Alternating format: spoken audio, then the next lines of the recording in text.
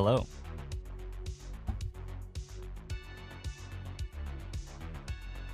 Welcome back.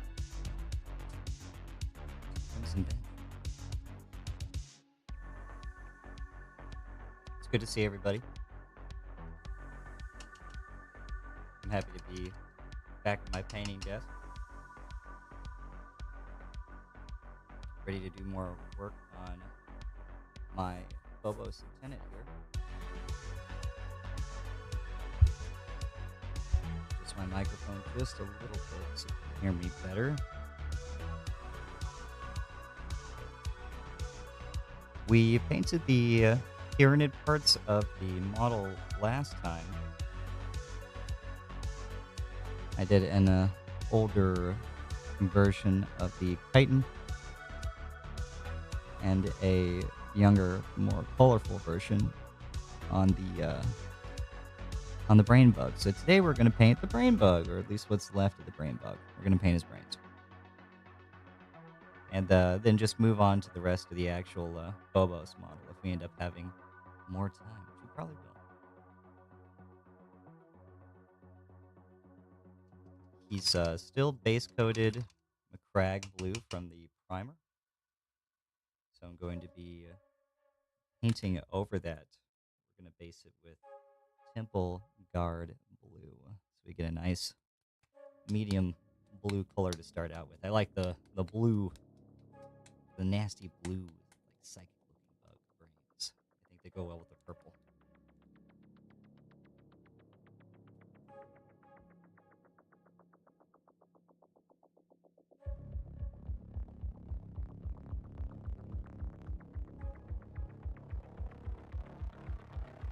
But if you're here and you hear me, say hello.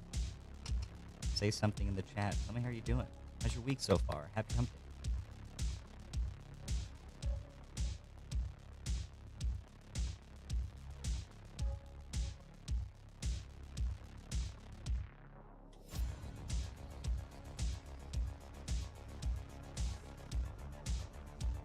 Got Temple Guard on my brush, and I'm just going to get right into painting this guy.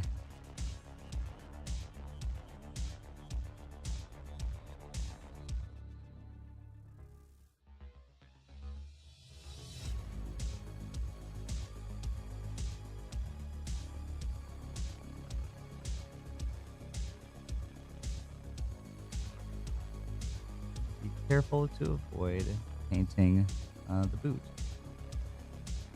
There's not really a lot of visible brain on him here. Actually, I'm just going to have to paint over the boot. There's no way I'm getting into the small crack without getting something on the boot. There we go. Temple Guard's a pretty strong color, so we don't really need to worry too much about a second coat. It goes over the crag blue pretty well.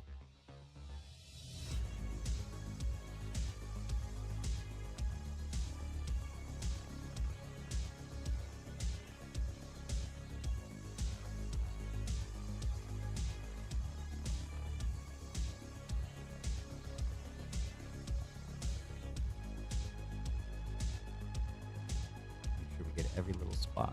I'm actually going to adjust my lights here in just a second.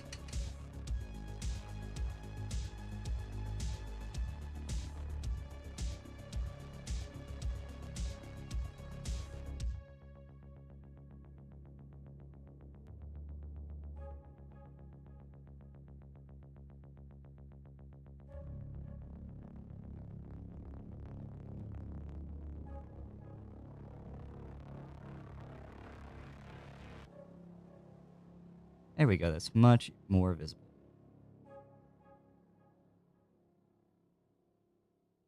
I think he should have some.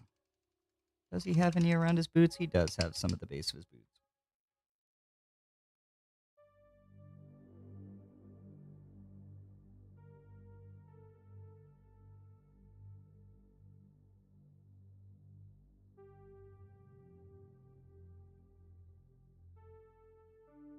He has made an absolute mess of the situation.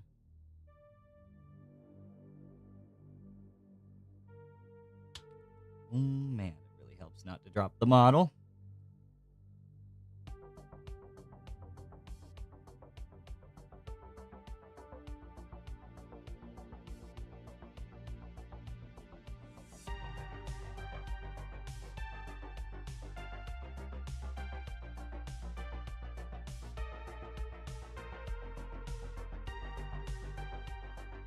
While it's drying, we'll go back and do one more layer.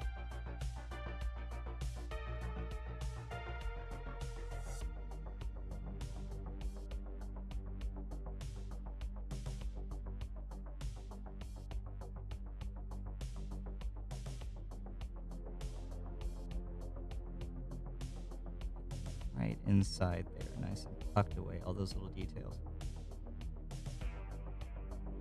Some around the front here too.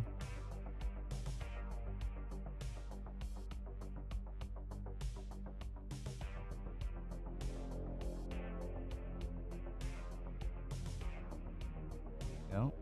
You can see it all kind of tucked away on the inside.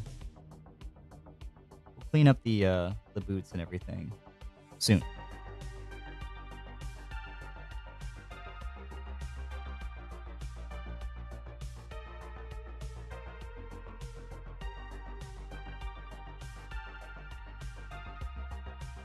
And we're just base coating with Temple Guard Blue.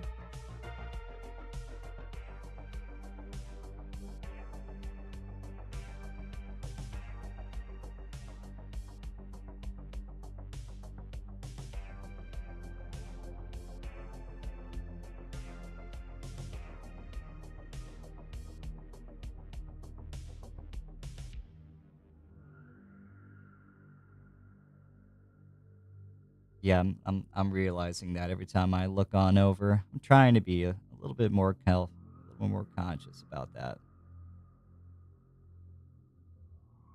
Okay.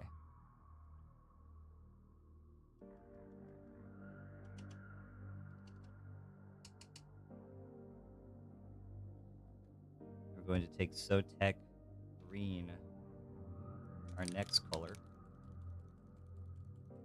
We're going to get my fine brush. I'm just going to paint it into the recesses.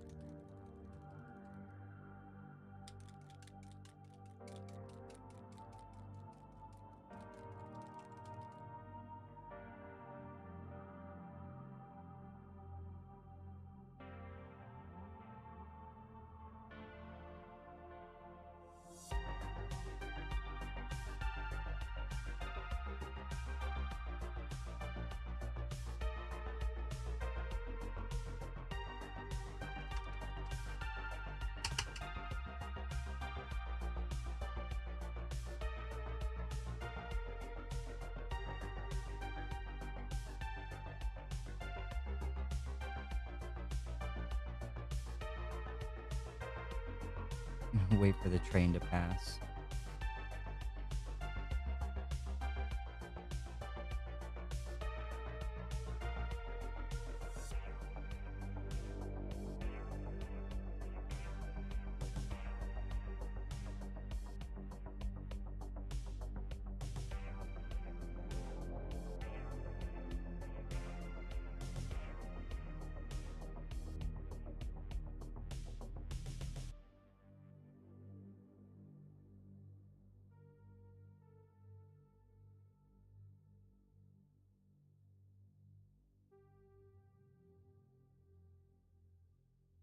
Shouldn't be too much longer.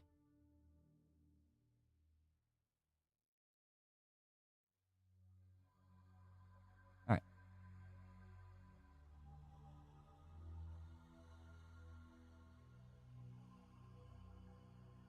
We're gonna find the little recesses lines here.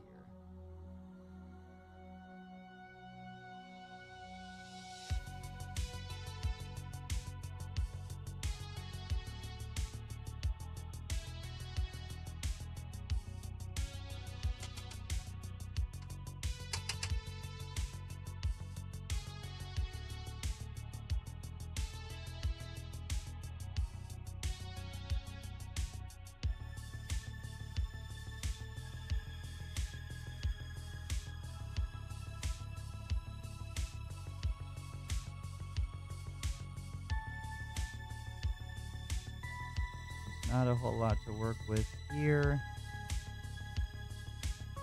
Okay.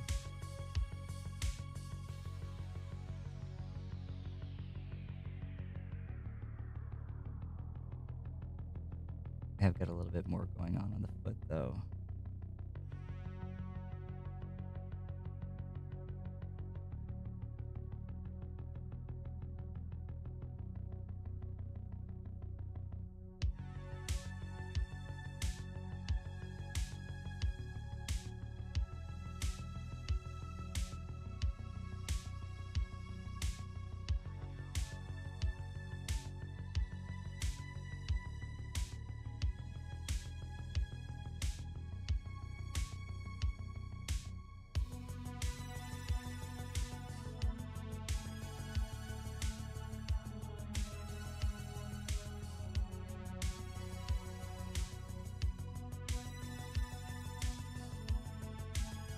It is very slight, the color difference, but as we add more highlights to the rest of the wrinkles in the brain, you'll be able to better see it.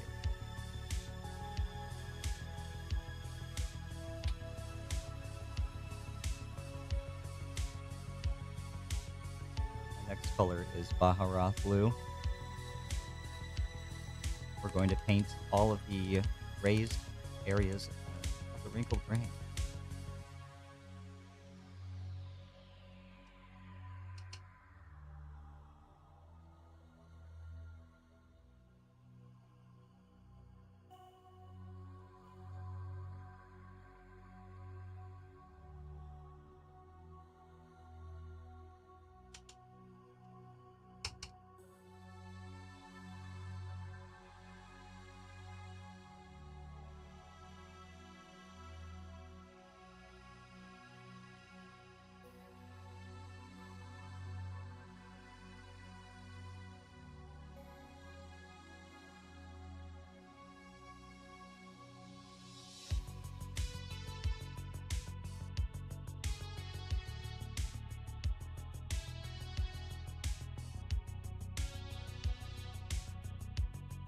This is a lot of the same colors that I use for my plasma guns.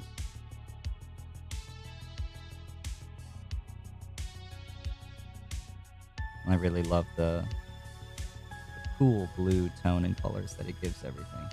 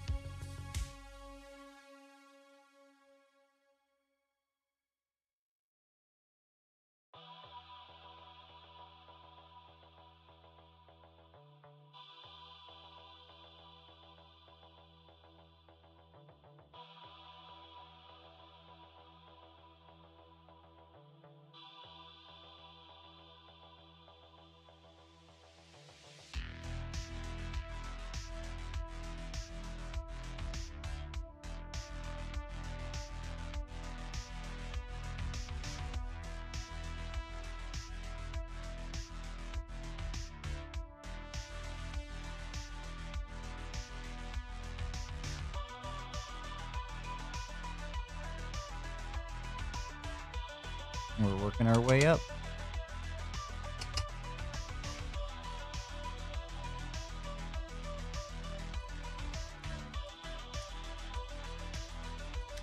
Next is Blue Horror, and we're just going to paint like the corners. Not, I shouldn't say the corners, but the larger areas of the lumps of the brain inside of the Baja layer that we just.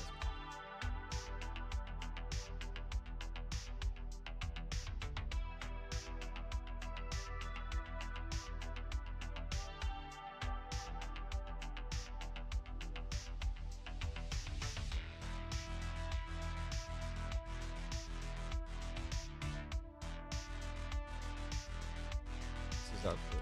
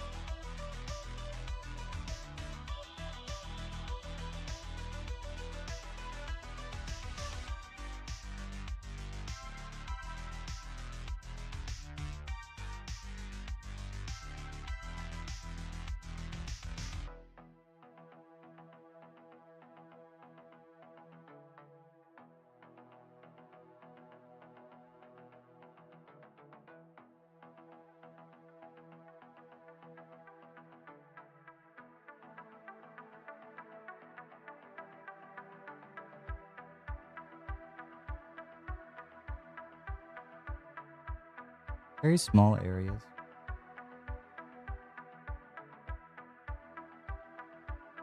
Just within the blue that we painted previously. I had a little bit too much caffeine today. I think I'm shaking a little.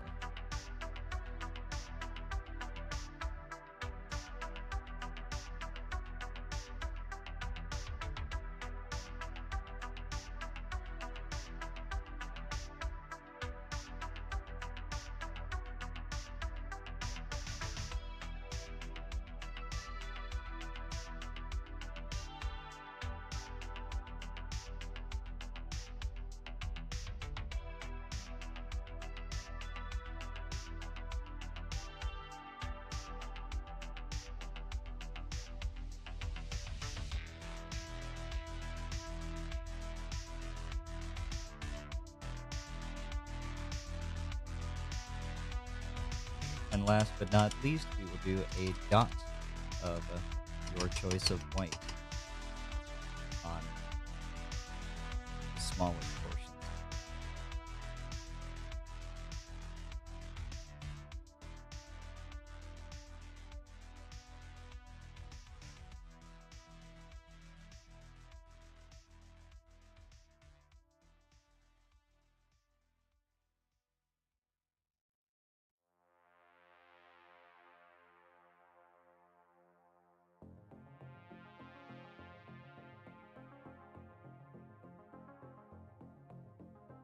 Very tiny dots of white.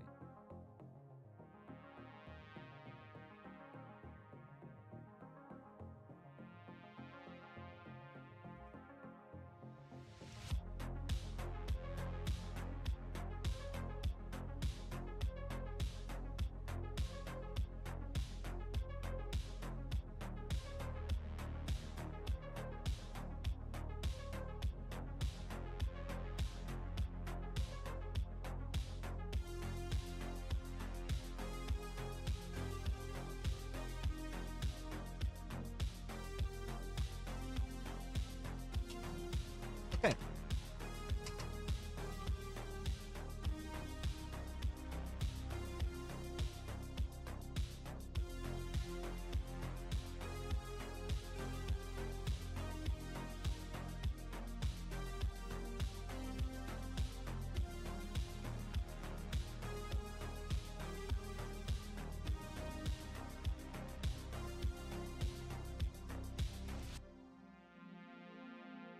He's looking proper brainy. Nice and smashed up real good. And if you wanted to go the extra distance with it, you could take a contrast paint like Frostheart, thin it down even more, and kind of put some of it around his boots or around the head itself to kind of show some of the brain juice getting mushed out. Maybe I'll do that later. We'll see what happens.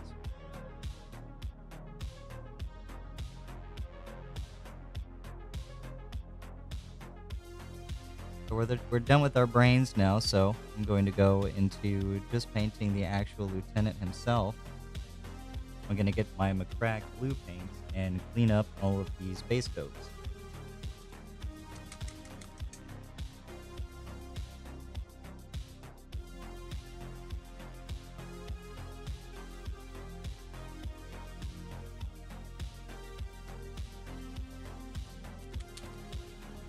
I haven't got the steadiest of hands, unfortunately, but that's okay.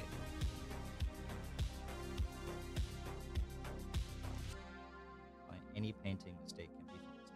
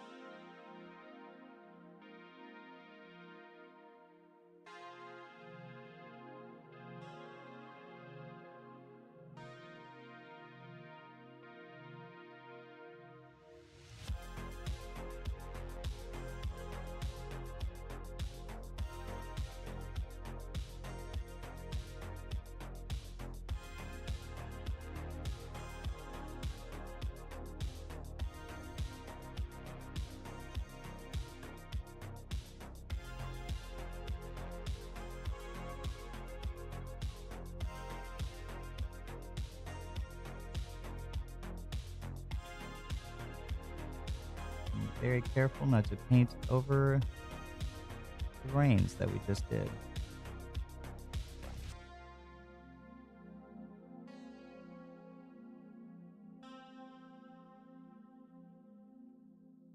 Gonna need a coat or two to cover up the mistakes.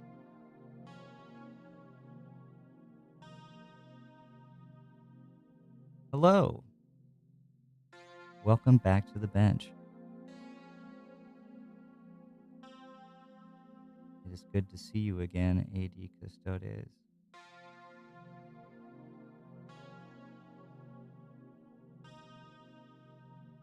I am doing pretty good. Continuing to crank my way through this Phobos lieutenant. We just got done doing the brains of the bug that he has his boot wedged into.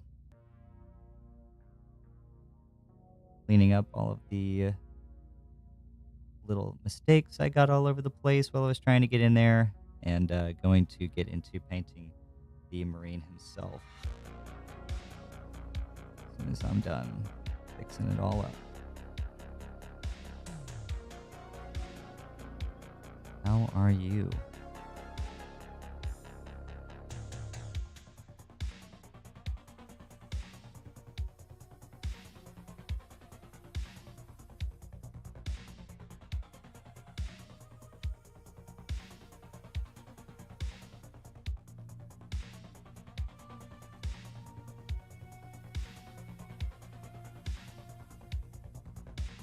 There you go, just keep above it.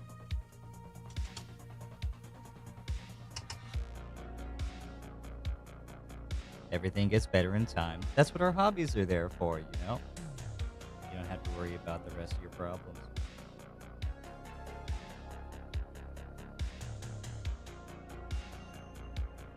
Alright, seems some of the Marine models have been roughed up for my handling, so I'm just going to do one quick large pass of the McCrag base coat over him.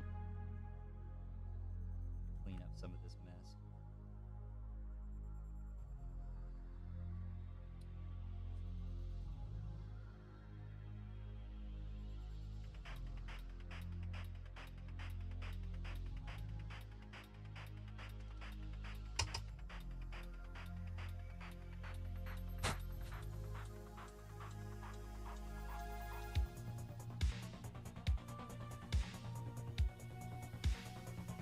Any spots I missed with when I was priming it.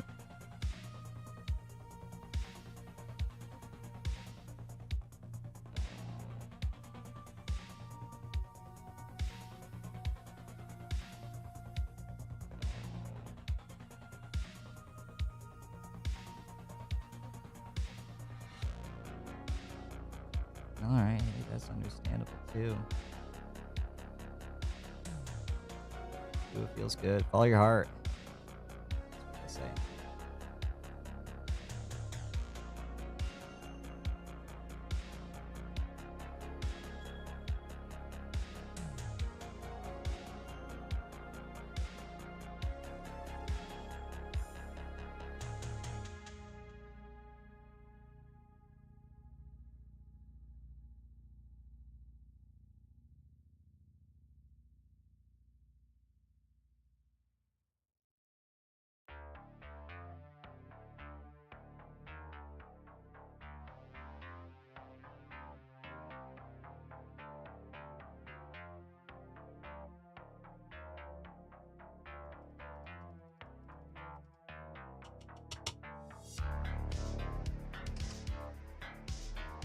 I have one more clip around here.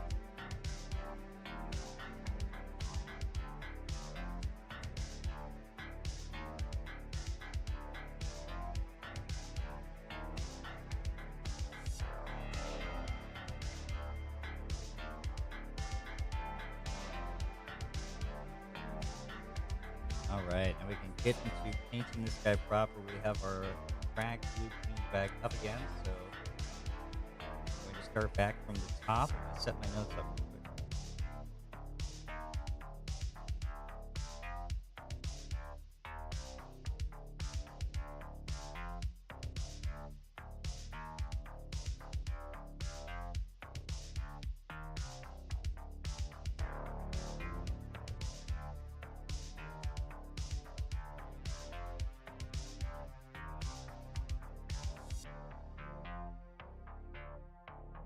got our McCrag blue base coat, so now I'm going to do my shading. That'll be done with Tantor blue and black mixed 1-to-1, or you can use Nuln oil. I think I'm just gonna use Nuln oil.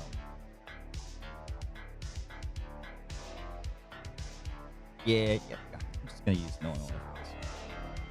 You can go the extra mile if you want and start mixing colors like that, but it's more or less the same thing as long as you're careful with the Nuln oil.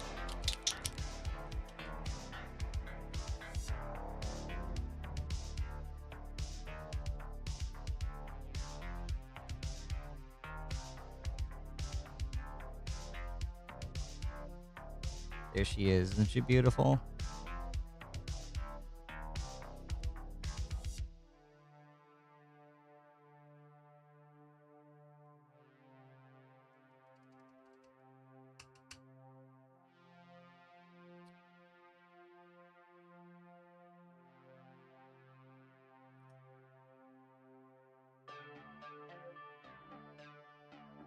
I'm going to get right in between those fingers.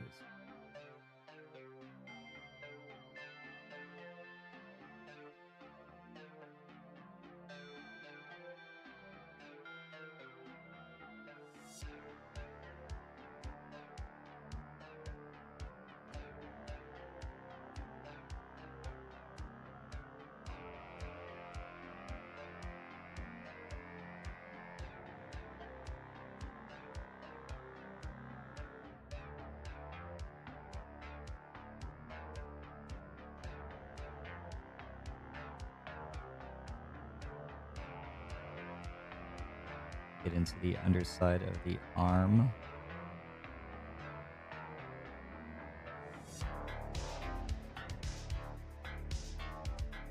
Kind of filled the entire thing with Nuln oil. I didn't really mean to do that, but it's alright.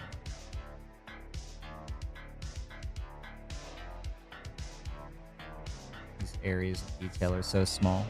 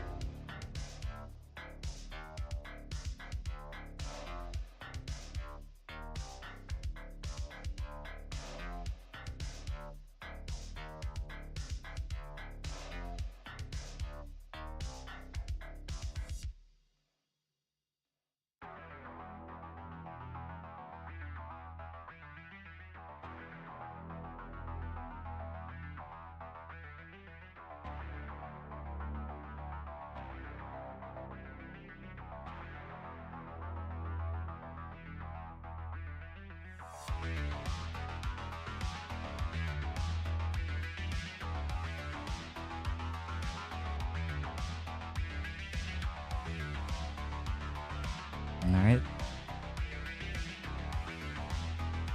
To one half the body.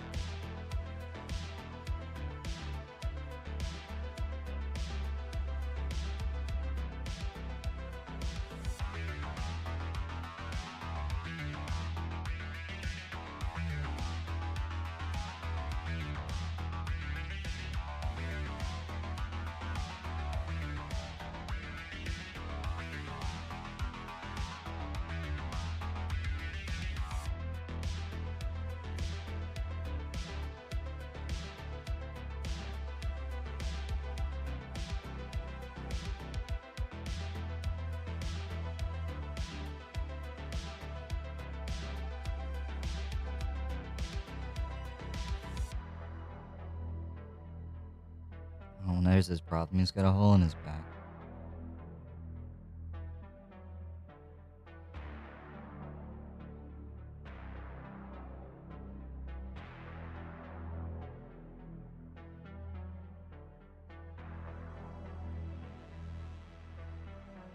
I'm not too worried about um, not getting all of this into the recess. You can see there's a little bit getting up and around the sides because I'm going to be coming back and painting over all that anyway when we get to our highlight colors.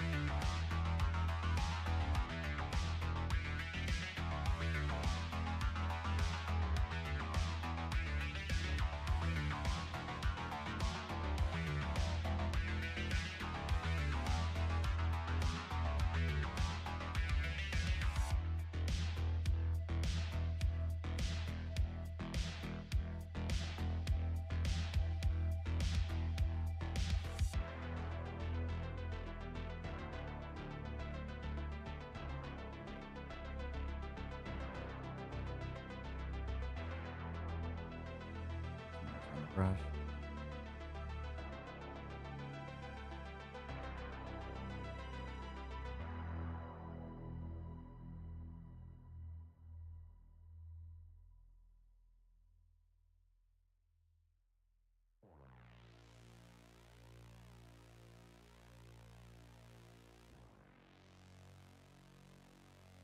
Bring it around town.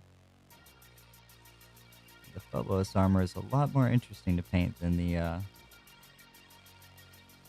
usual tactical armor set.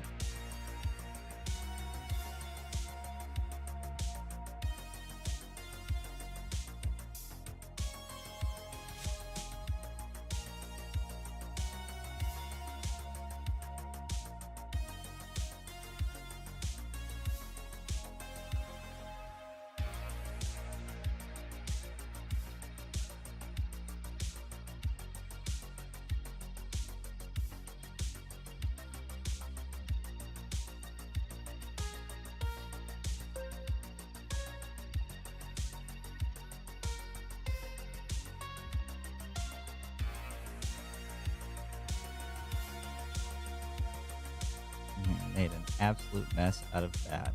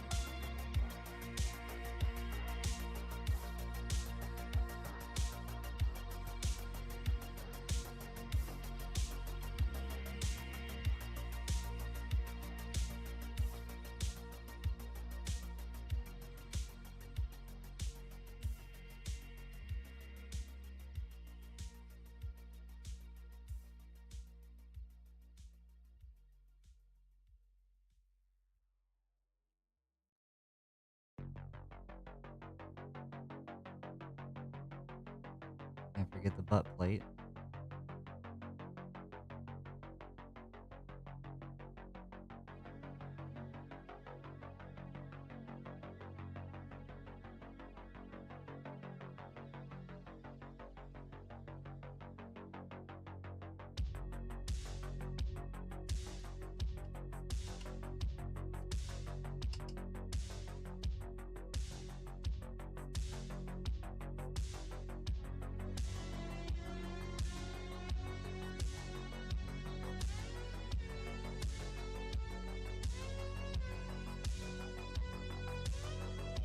Alright, so far so good.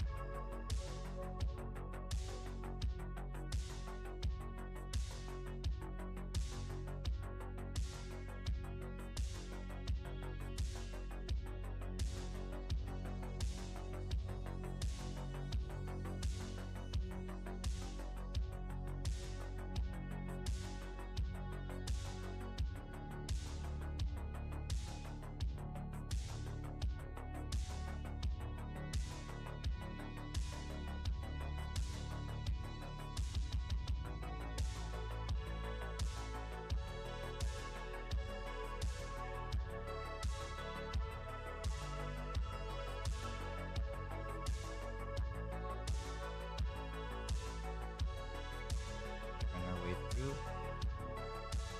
every little line in detail.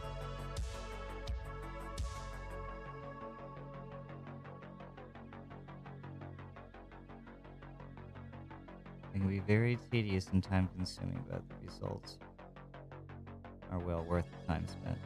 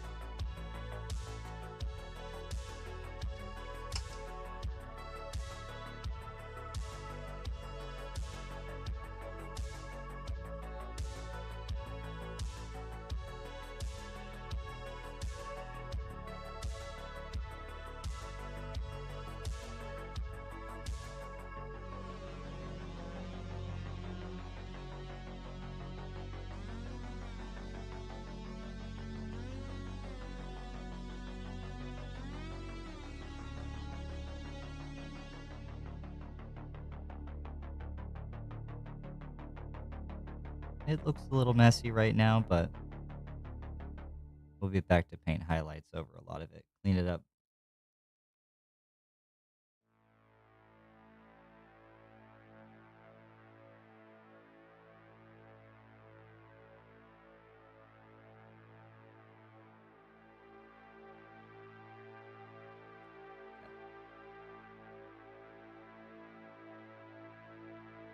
Come here and get his arm.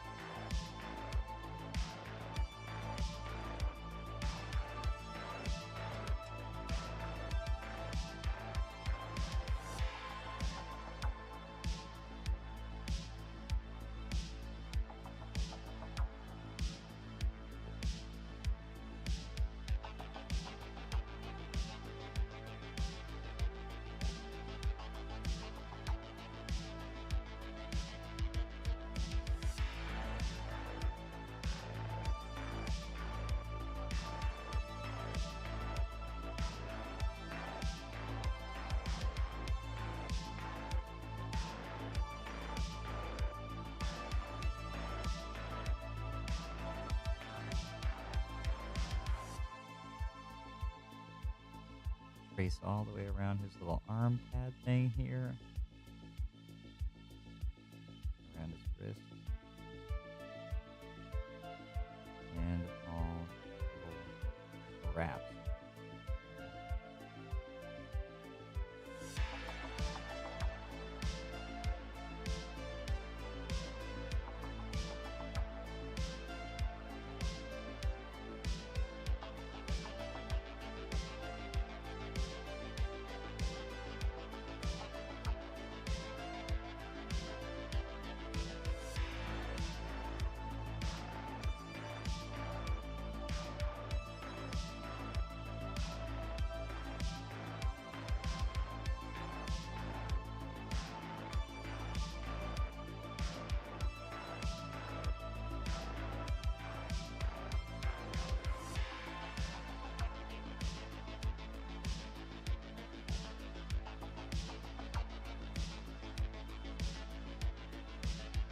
I'm going to drop milk oil into the recesses around these buttons and this monitor. Coming back to paint those things.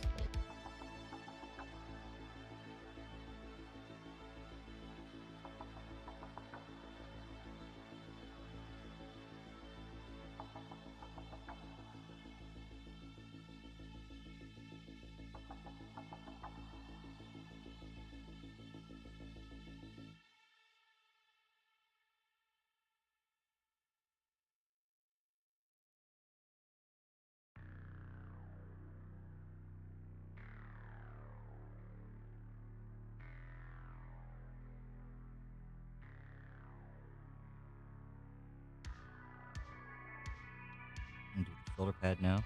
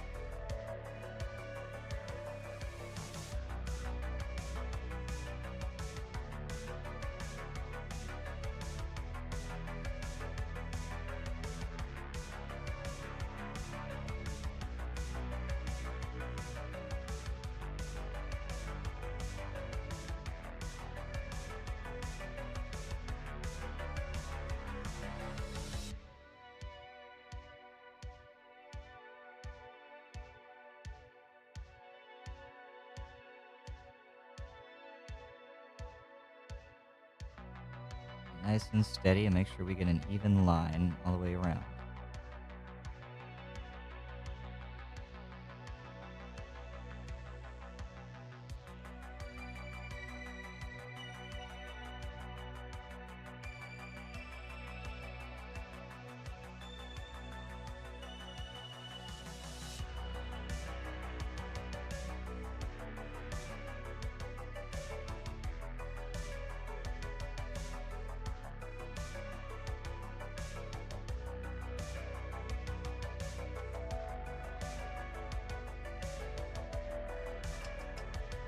Backpack.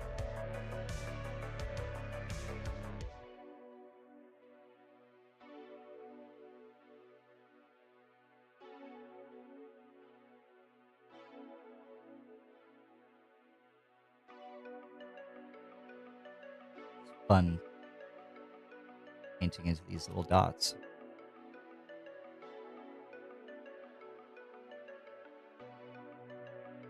Dabs in our rivets here. We're gonna dot over them with Stormhost Silver later on.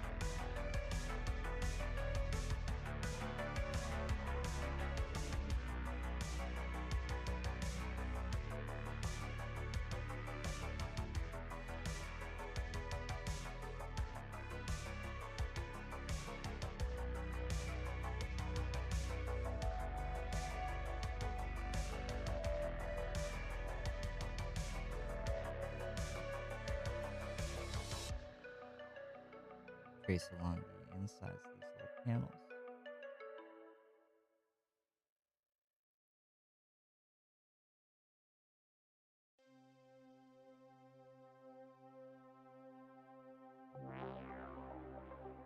Doing this recess shading and the highlighting is what's going to bring out so much of the detail in this model. This pretty much applies to any model, really. Even the littlest bit of some shade and some highlighting of any formula. You can try brush for highlights if you wanted to. Makes it look so much better. You can actually differentiate all the details from one another.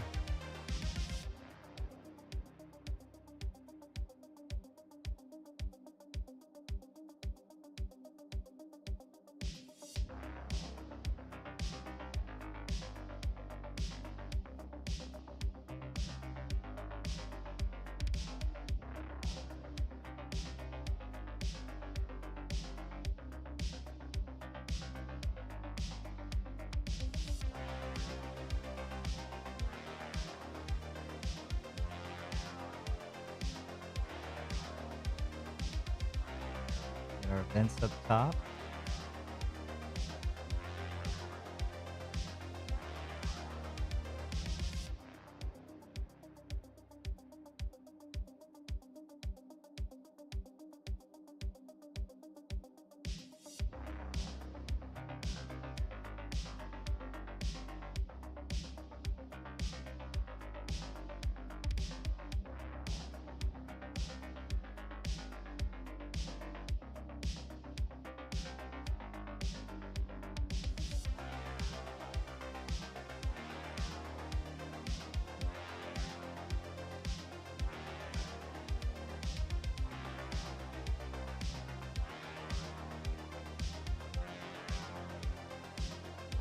Get some in the back.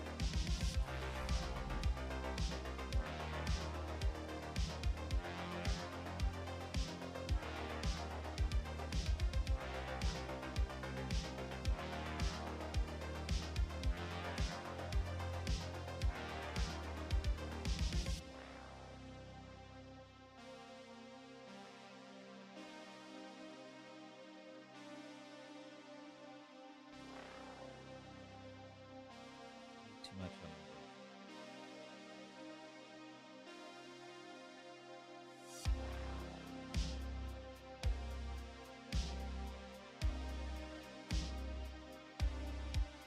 the help if I stop painting off camera, though. I'll figure it out. I got some ideas for how to really lock in my position. That way I can pick a proper angle for my camera that I will always be able to present it and hold when I'm painting in front of it. Still trying to get used to the idea of keeping everything in one spot. Right. Take the backpack.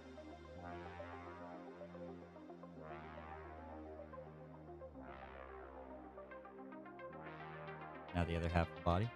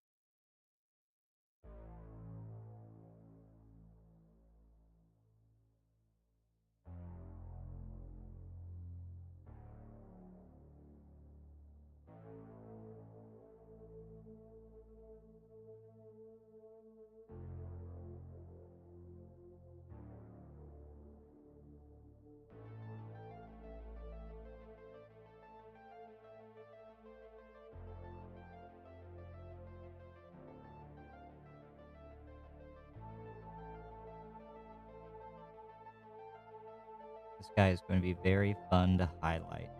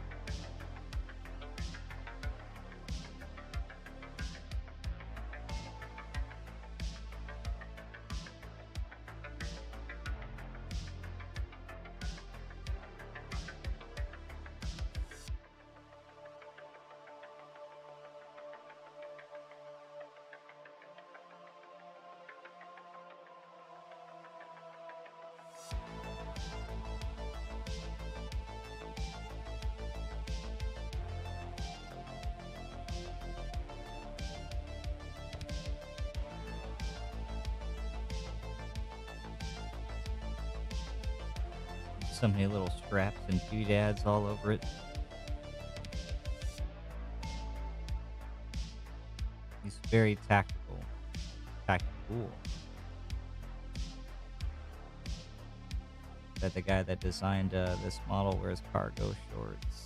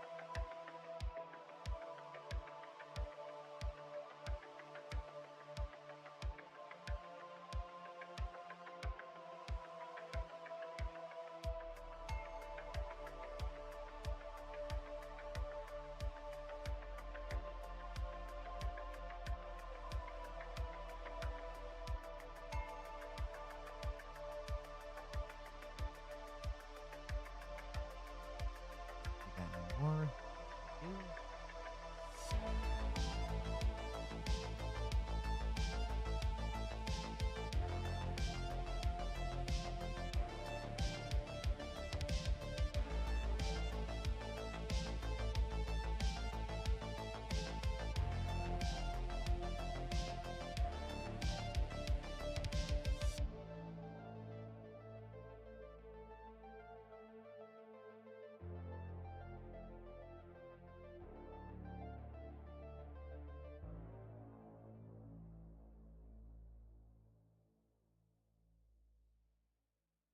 Inside of the collar.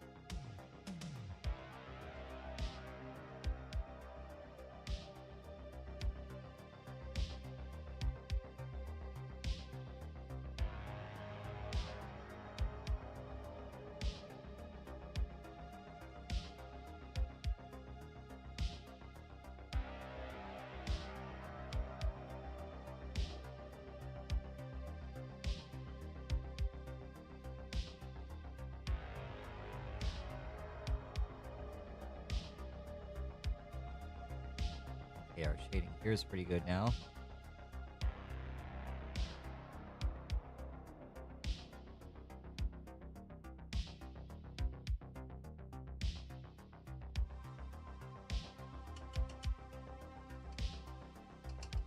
put away the Nuln oil. It has been an hour. I'm going to go get a drink and stand up for just a moment. Walk around a little. You should do the same. Drink more water. Do a little stretch. Actually, I'm not done with the Nuln oil. I forgot the boot. Hold on. Don't go yet. No break yet. No water yet. Gotta earn it.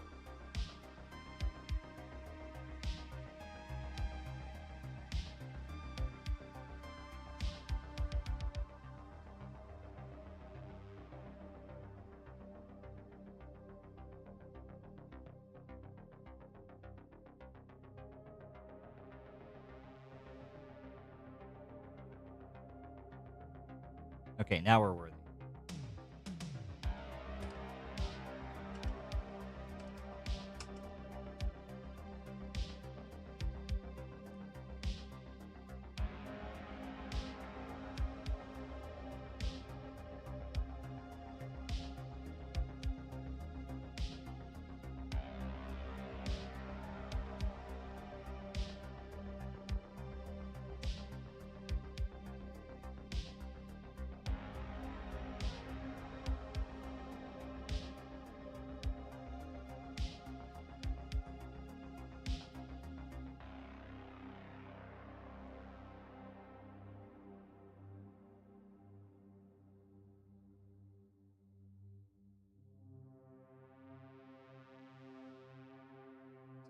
Take a moment to get my next set of colors ready.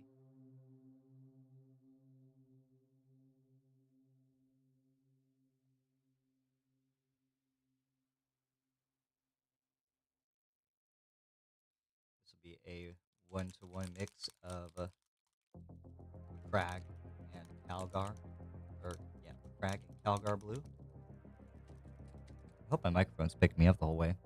This is going to be a one-to-one mix of a Crag blue and Calgar blue. This will be for our thick edge highlights along all of the armor pieces.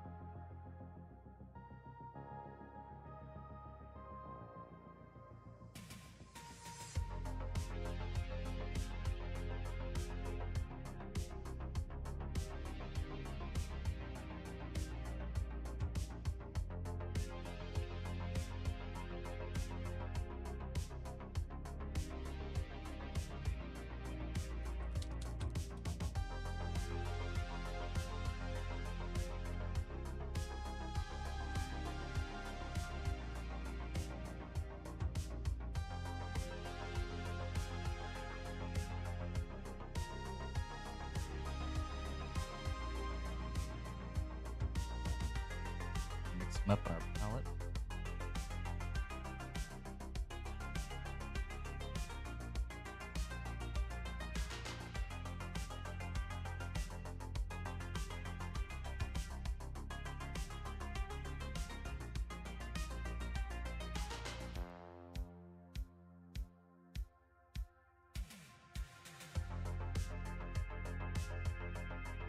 This is going to be barely noticeable on the model, but it is there for a reason.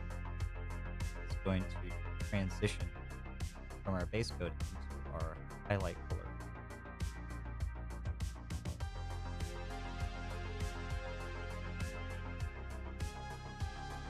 And we want to be pretty generous with this highlight.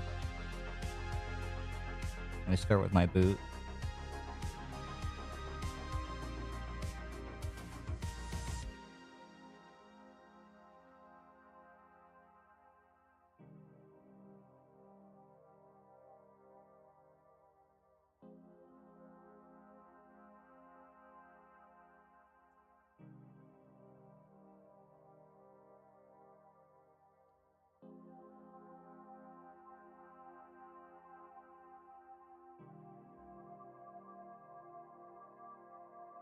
Back to our left arm.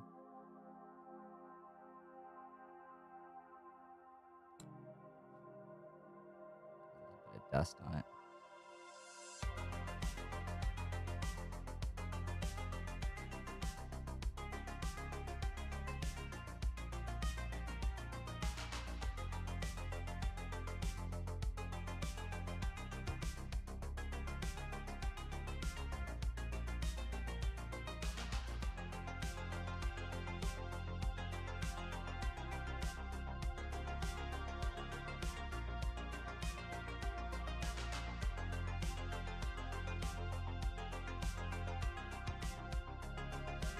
This is also a good opportunity to clean up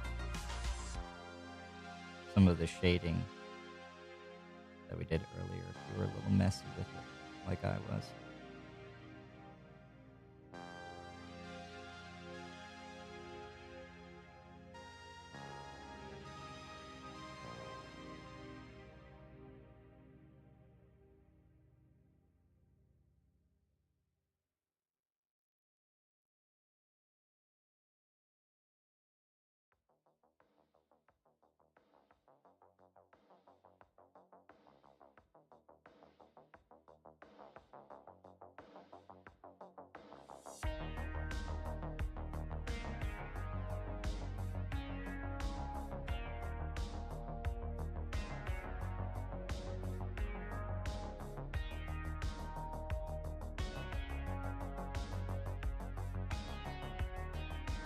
Hello, Arcadia. Welcome to the stream.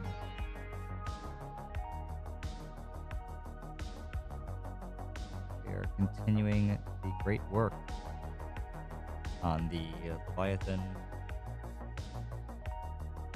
Phobos Lieutenant.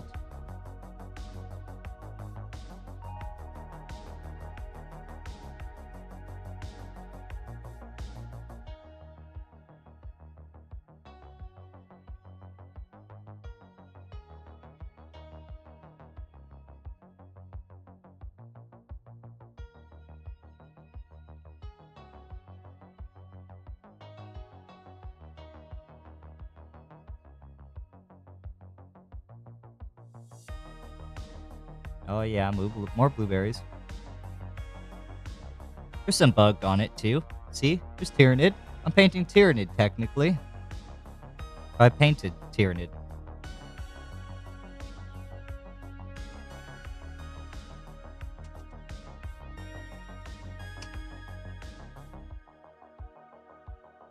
Just gonna get my larger brush, make this a little faster on myself.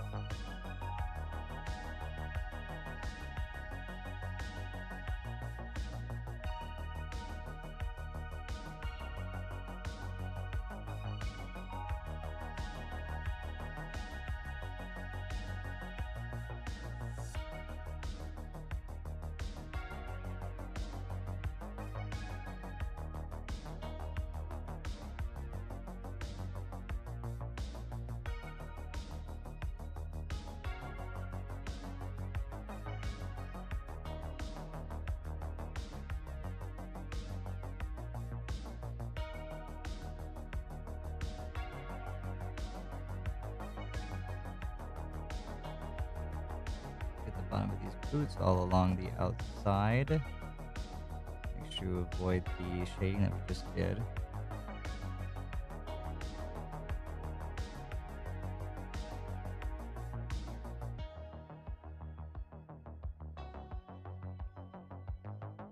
Oh, just paint it all right over it. Oh yeah.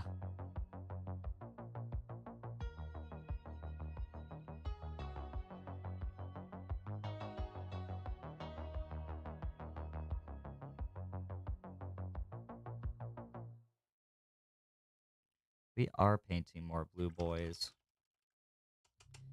We'll go on to something different after we're done with the Phobos Lieutenant. I'm painting him because I've been using him in most of my games. After this, I think we might be visiting a certain red planet.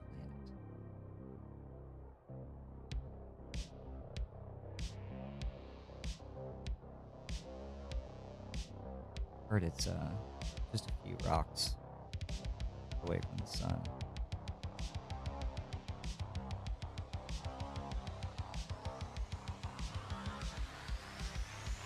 Yeah, red planet.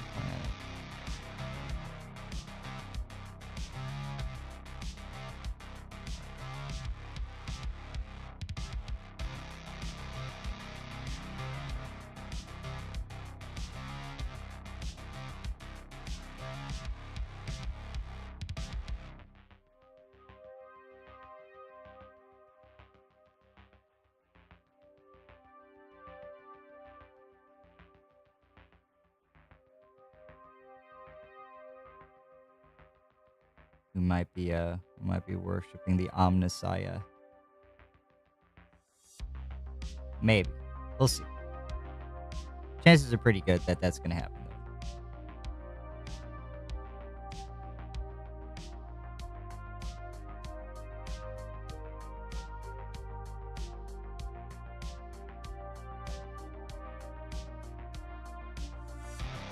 It's going pretty good, Lily. Thank you for joining me from Kit.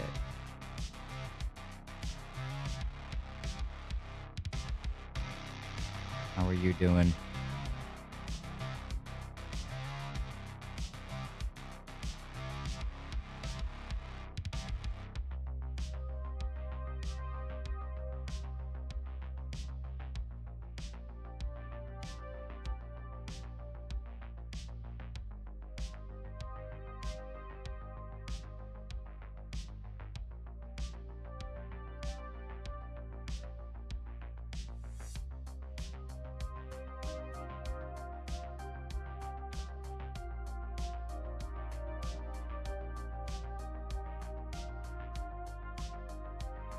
The stream is going pretty well.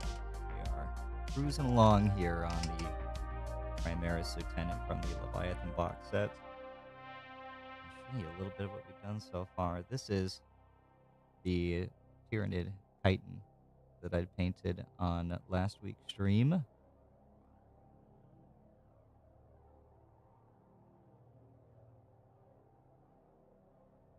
This is some of the brain that we just did at the start of this as well.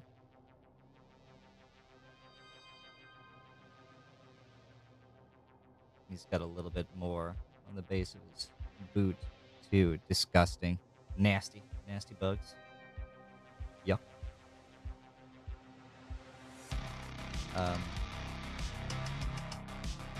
Urinary tract cancer is awful. Okay. Would not wish it on the worst of the Emperor's enemies. Unless you're an Eldar player. No, Eldar players are fine, just Eldar. Unless you're Eldar. If you're Eldar, guess what? Bad news. PP cancer.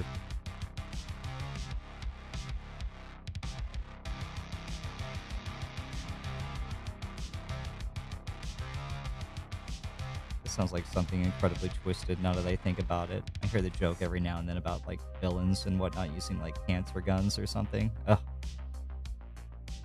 Have the Mechanicus find some ancient piece of technology from the Dark Age. They start blasting everybody with it, and they're like, I don't understand, nothing's happening. It's not killing them. Well, it will.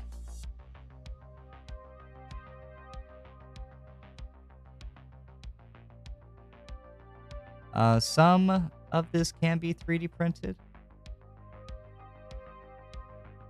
I do definitely have some 3D printed stuff, but this model in particular is one that I purchased a while ago. This one is an actual official plastic model. I do also play this on Sundays. That is at 1 p.m. Eastern Standard Time every Sunday that I can find an opponent. I do have one lined up for this weekend. So if you're not doing anything, feel free to join us here again on the bench. You can follow us and you will get a notification when we go live.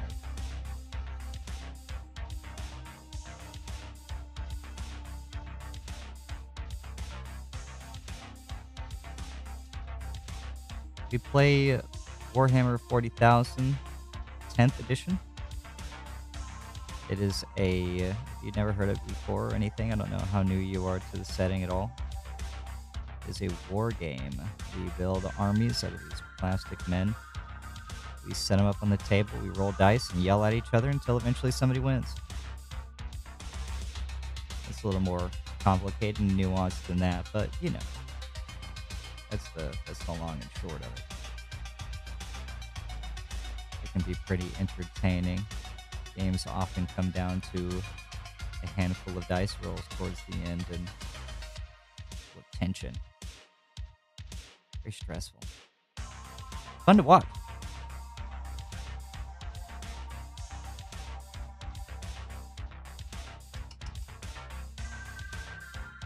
Thank you for following. The larger version of 40K, it is pretty big. It can take quite some time to play. I've been looking into playing the, I guess you could call it the smaller version of it, but Kill Team is a much smaller board, much smaller army, say in big 40K, as I like to call it, that we have been playing. You'll have a whole bunch of guys out on the board, but for Kill Team, it focuses more on a specific unit. So instead of running 10 guys around in a big blob, it's 10 individual models that you control separately from one another. I'll have to do a whole bunch of different stuff to the setup to get that to work, but looking into it, they're relatively shorter.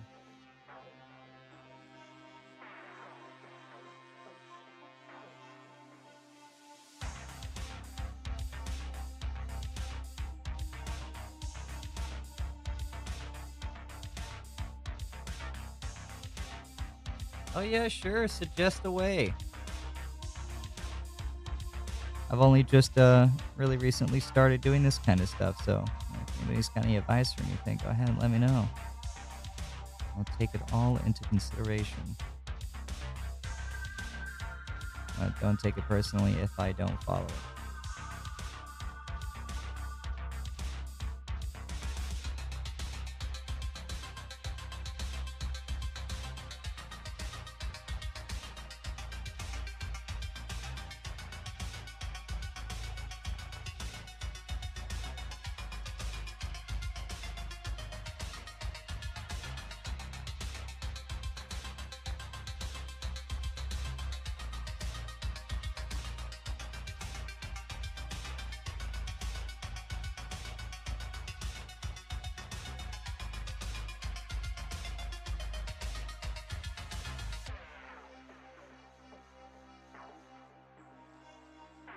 Interesting.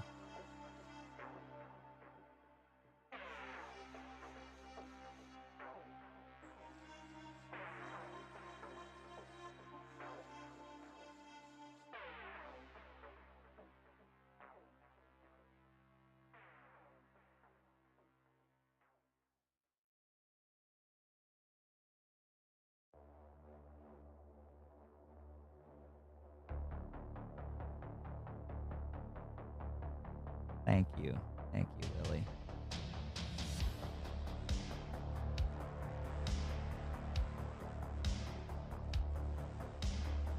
All right.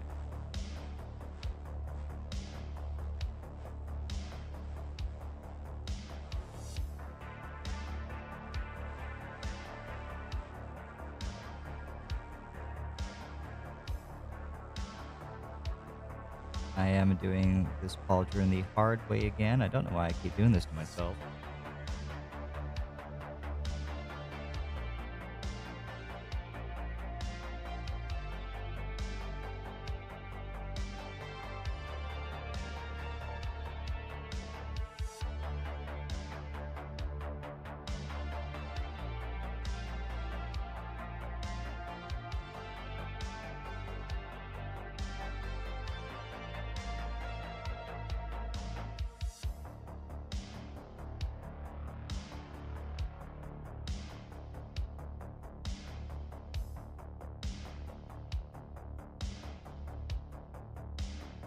I haven't actually quite got this board up. I am working on it though. I'll look up when I get around to orienting. I apologize.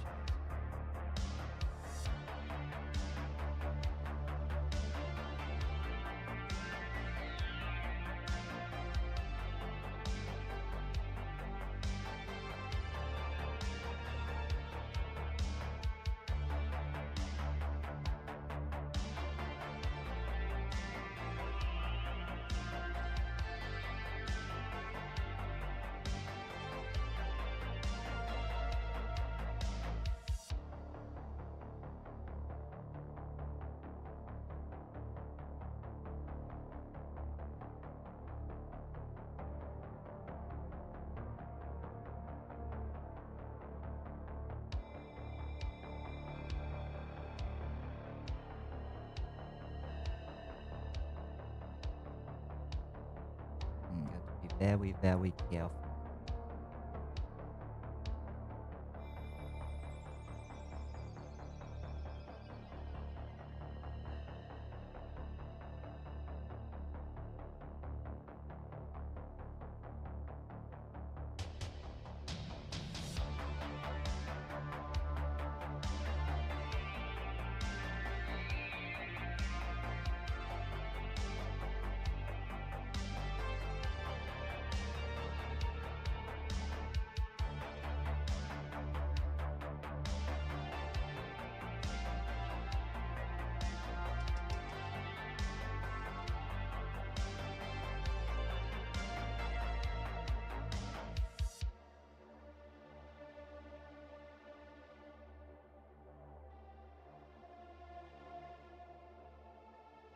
What do you stream, Lily?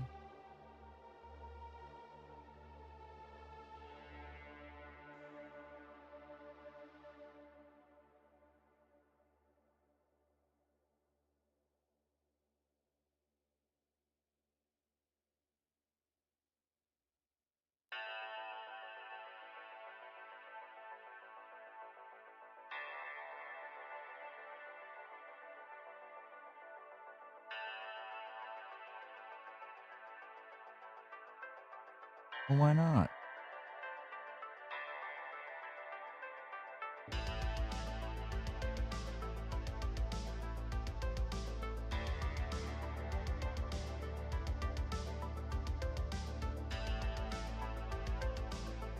Oh,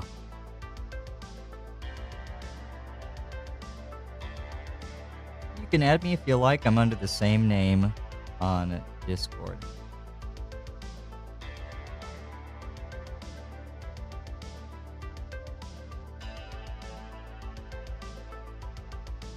Trying to maintain my momentum. Sorry, don't mind. I don't stop for that right now.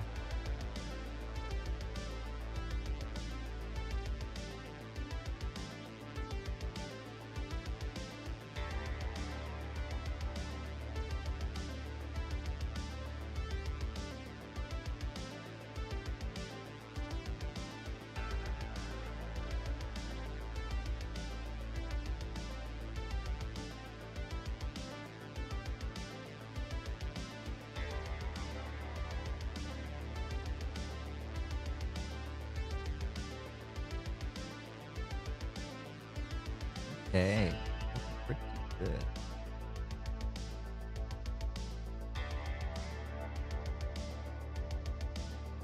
For a backpack.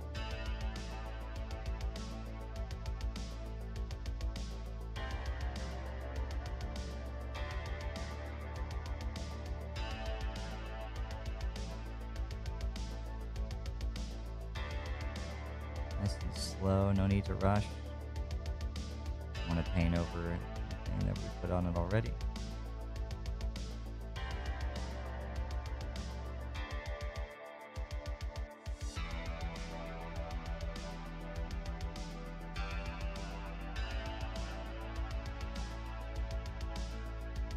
Just going to do the top half of it, a little round.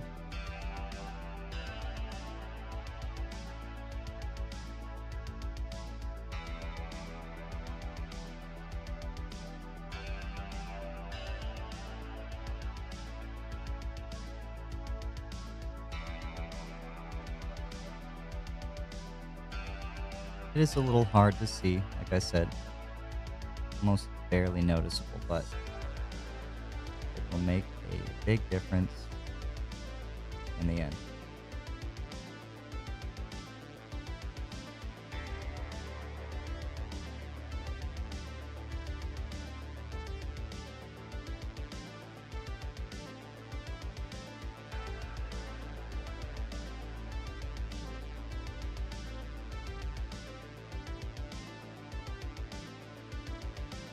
Thank you, I appreciate it.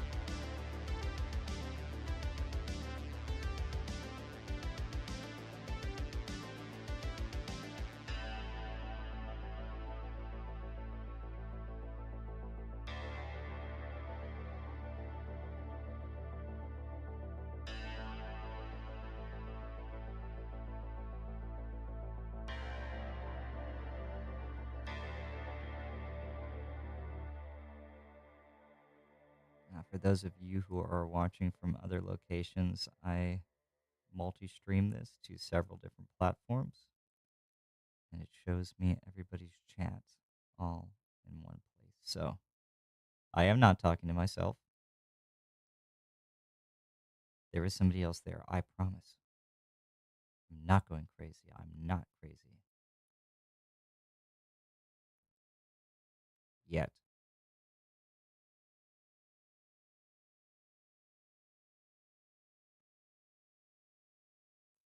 This part right here.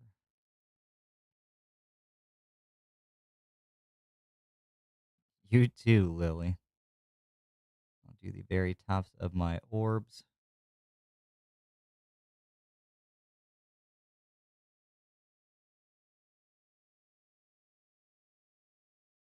Not going to do any more highlighting on the orbs, just doing that one little layer of that color. There we go. We're ready to move on from the backpack.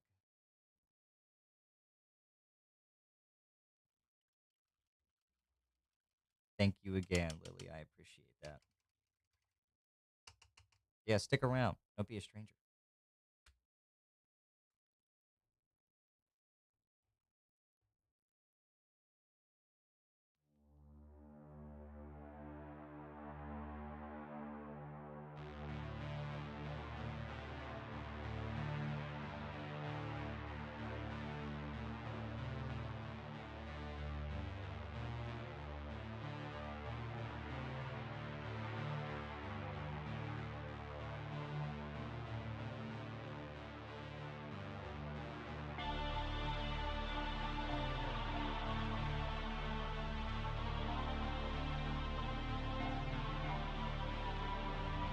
Careful not to paint over the recess.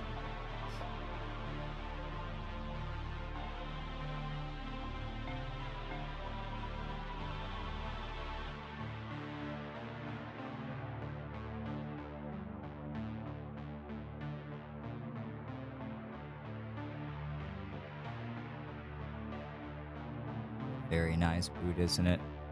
You know what's in that boot?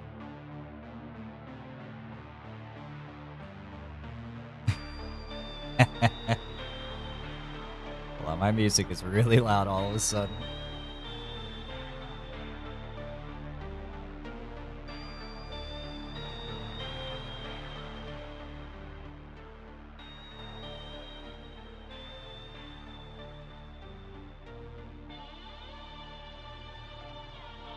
I'm willing to bet you there's dogs inside them boots.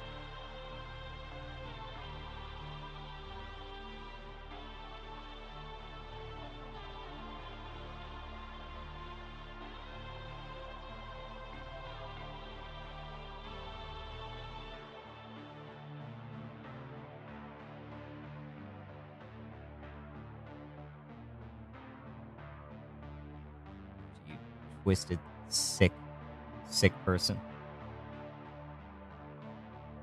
Sexually objectifying my plastic soldiers. What's that all about? Come on, come on.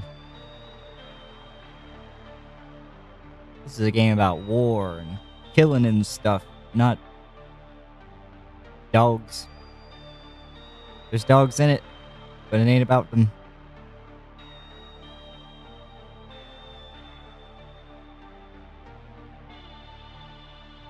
I mean, you could have the biggest dogs of all. You played knights, you know. They've got really big dogs. In fact, have whole models named after them. War dogs. Maybe you heard of them?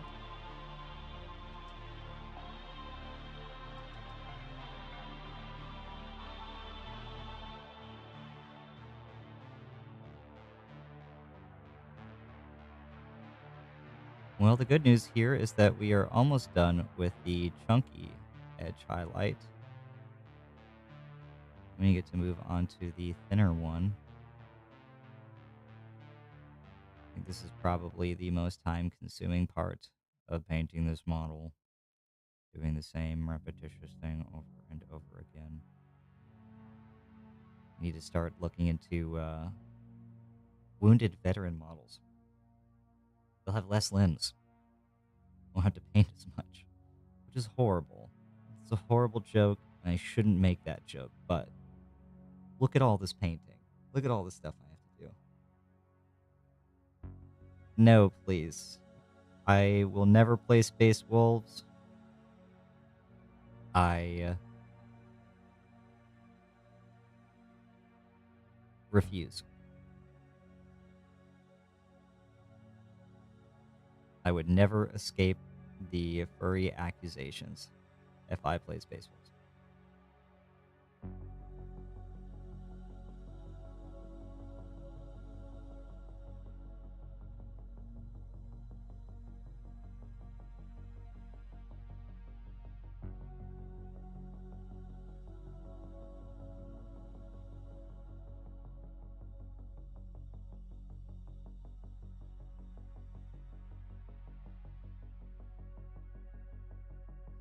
Yes, the accusations. I would never escape them.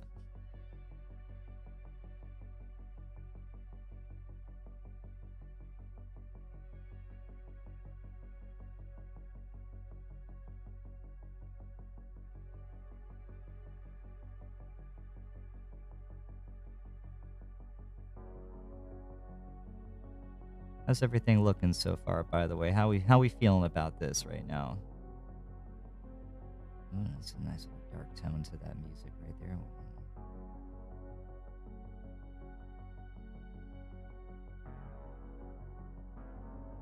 Is everything visible? Nice and bright?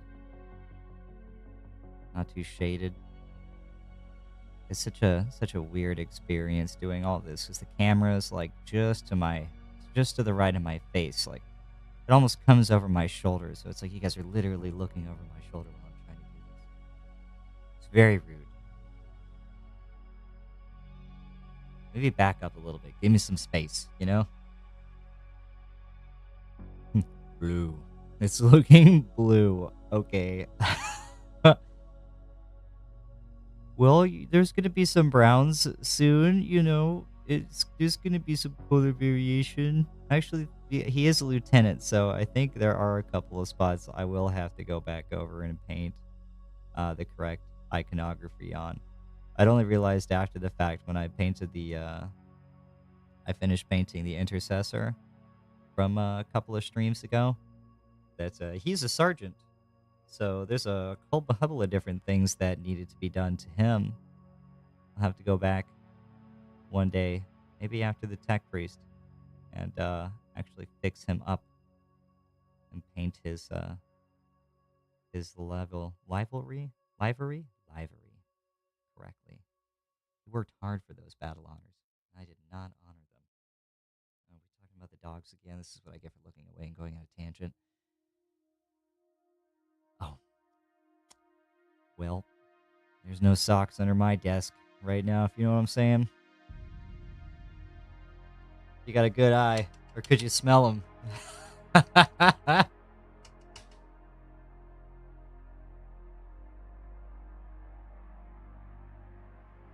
That's horrible.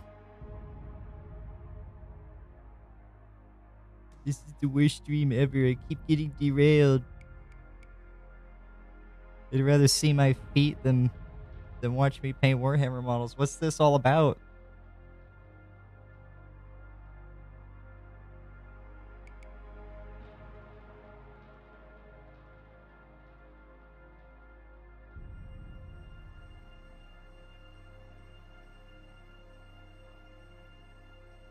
Get along the insides here. Very nice. Very nice. Don't drop the model in the wet palette.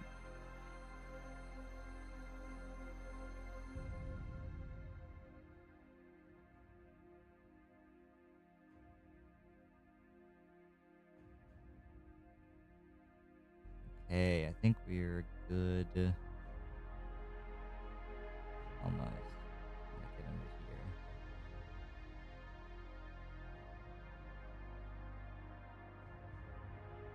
Okay. Nice. This guy's looking very snazzy.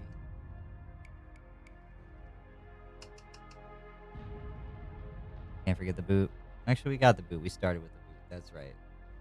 I really like those brains. They came out so good. It's very tasty looking. Like, if I could eat any one of these colors, that is the one that I would eat. I'd want to know what that tastes like. I mean, I could eat it, but I'm not going to. I promise. All right. That was the McCrag blue and Calgar blue mix. Now we're just going to do a thick, not like terribly chunky like we just did. I do like them chunky, but this one's just going to be thick. Highlight within the confines of that one. Because the next one is going to be the actual thin edge highlight itself.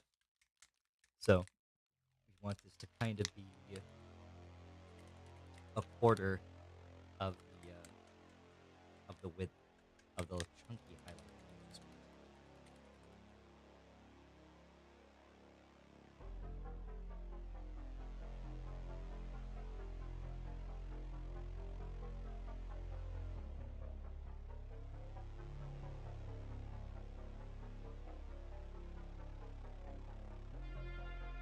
But what are we all working on? Are we all working on any models? I know for a fact that some of us have models. Where they at? I'm waiting. I'm looking at the chat. Yep.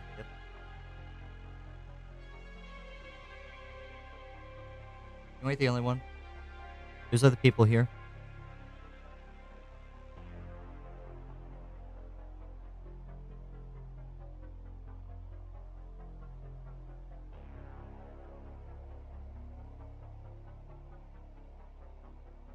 So again, this is not the edge highlight. This is just a skinnier, thinner version of the chunky highlight that we just did. This is going to continue to push that gradient that was mentioned previously.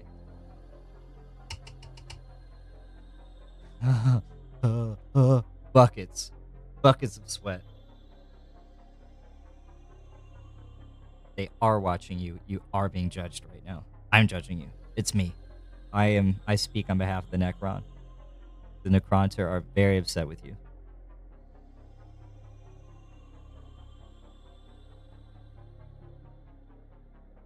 I'll eventually get back to the Tyranid Assault box set, and there is a Blood Raven in there, or Blood Angel. Actually, there's a Blood Angel in there.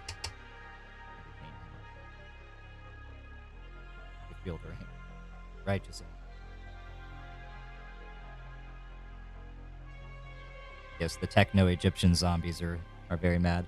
The Terminator T-40,000s are very upset with you.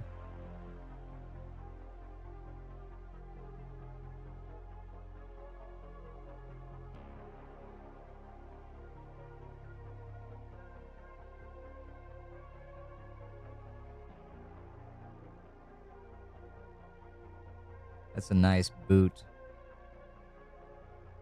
You can hold so many dogs in that thing.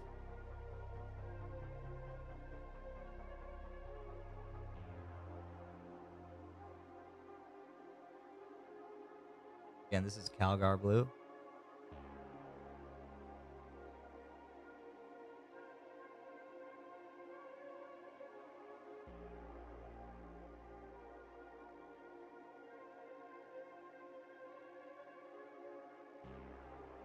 This isn't going to be, like I said, it's not going to be a thick edge highlight, but I'm just going to paint it along the inside of the previous one.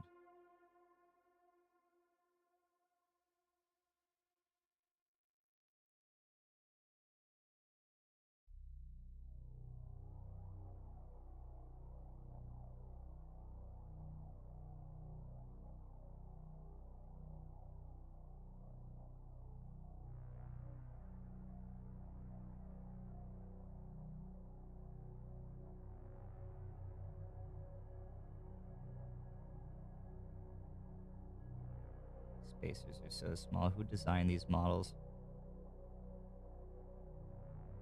They made for ants.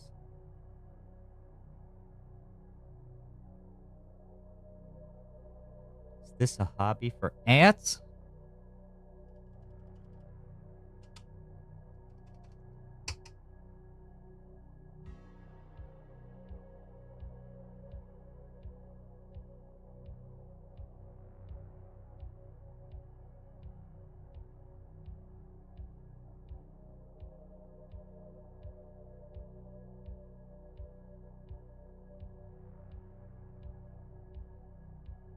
like this. I get to get models painted, and you guys get to see me as I try to maintain calm and controlled brushstrokes with 450 milligrams of caffeine coursing through my veins.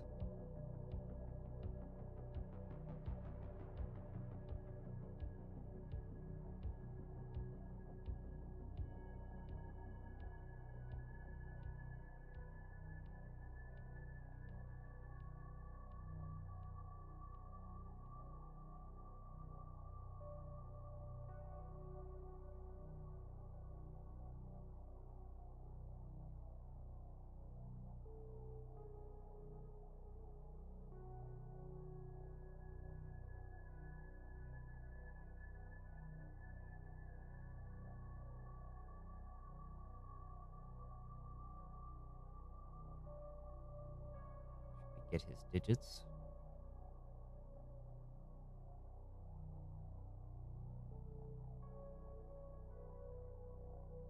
If you haven't noticed by now, you'll see that I do everything I can to make it so that when I am painting, that I'm always pulling the brush towards me.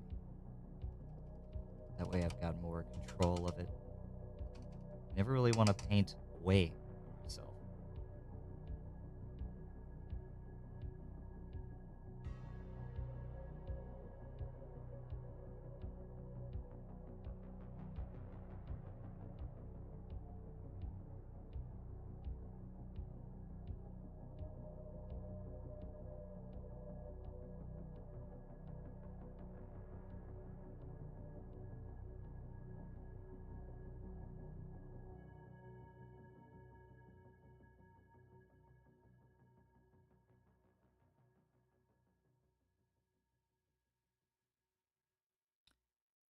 Okay.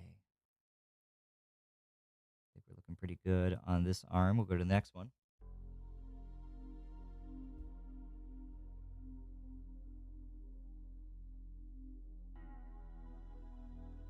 Back to this half of the body.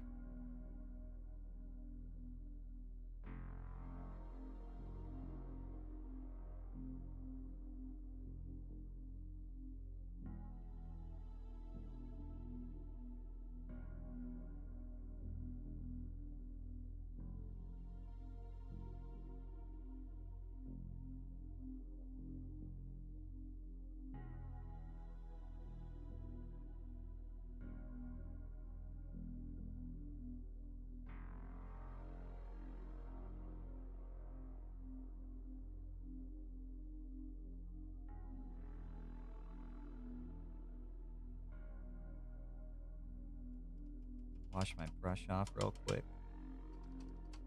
Make sure we don't have anything drying into the tip.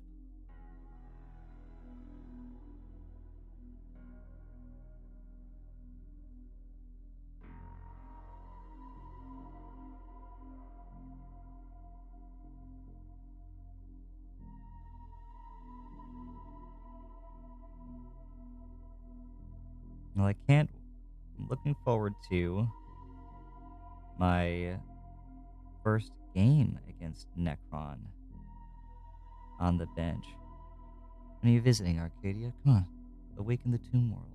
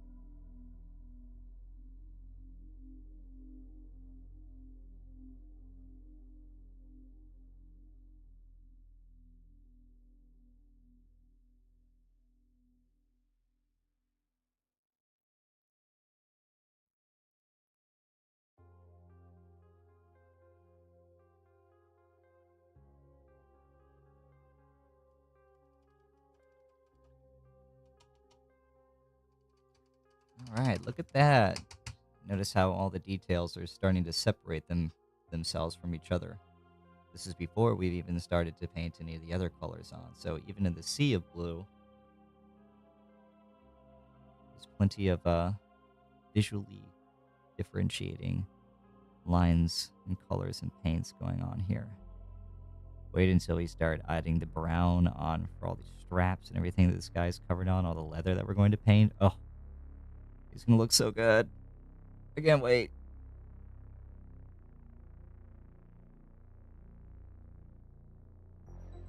I'm very excited about the leather.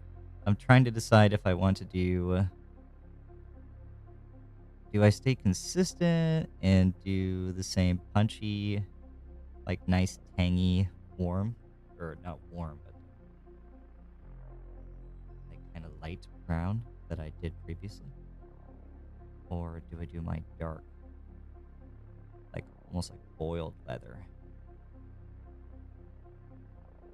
I don't know how that would look though. I think maybe I stick with the nice bright punchy brown because that gives it just a better color palette overall.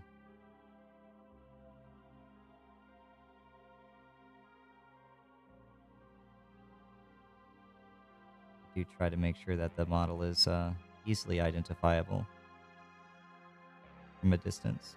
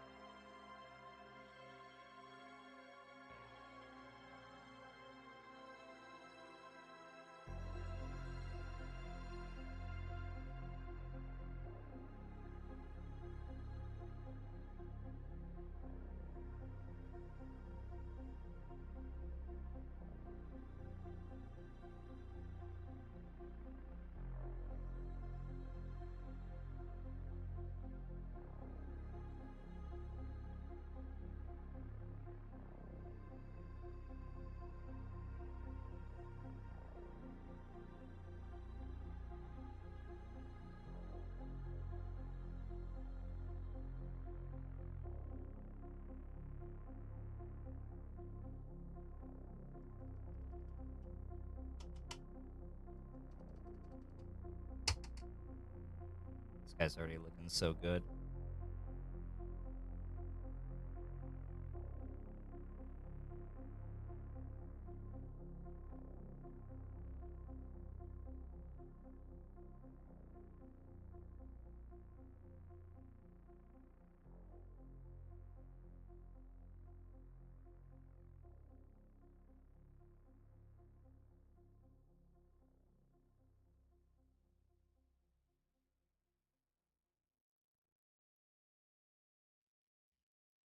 It's always so amazing to me how even just the smallest little step, one little thin line on the model really makes everything pop.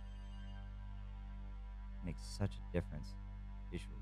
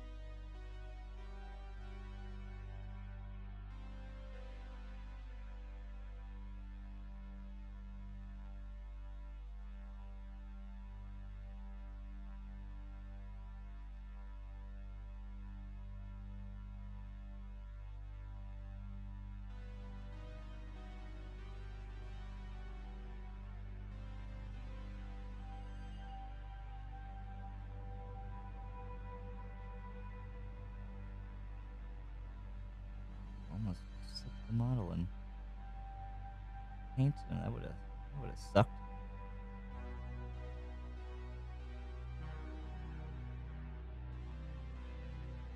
I have not yet, Lily. I'm still painting. That's something I'll be able to get to until after the fact. Sorry.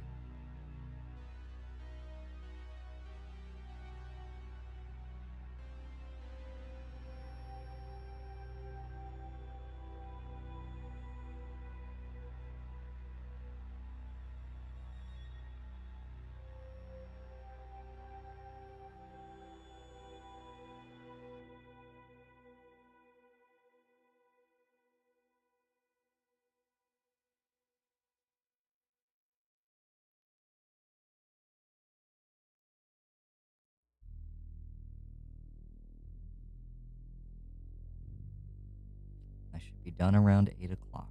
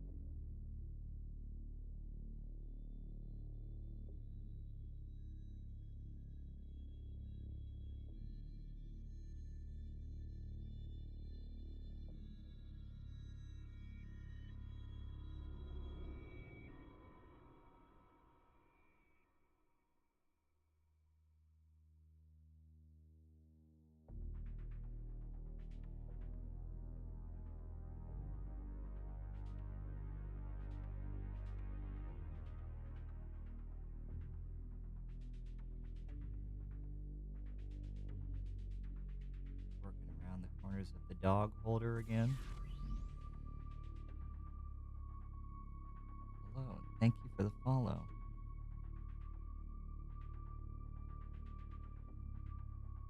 You're a bench warmer now. How's it feel?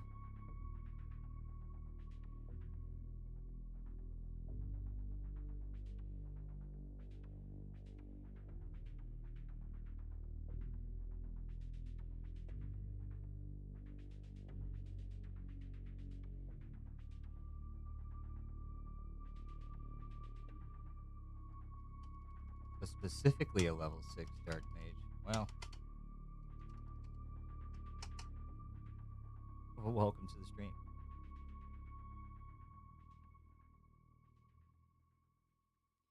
Painting a Ultramarine Phobos Lieutenant.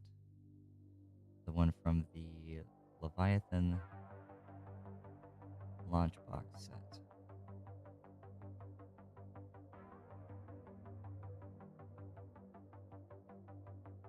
Thank you, Dr. Boyd Zerg. I'm gonna not do an impression. I'm gonna not embarrass myself. I enjoy your name.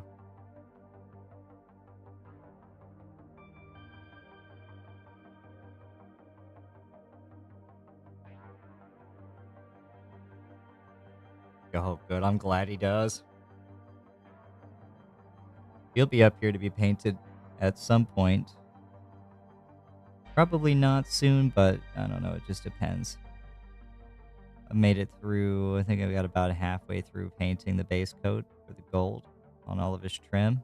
And about lost my mind doing it. So I'll have to come back in the future and do it all over again. Thank you for the follow. Welcome to the Bench Warmers. For those of you who are joining, I do this every Wednesday, 5 p.m. Eastern Standard Time.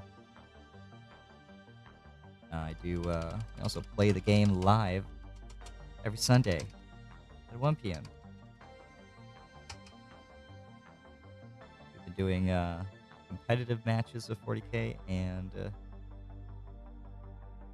he does. Makes you wonder, huh? Gilliman. We play competitive matches, match play, and here with the introduction of the asymmetric missions, we've been playing those too. It's been pretty interesting. Sometimes we use the twist. Not always, though. They tend to be pretty game-breaking.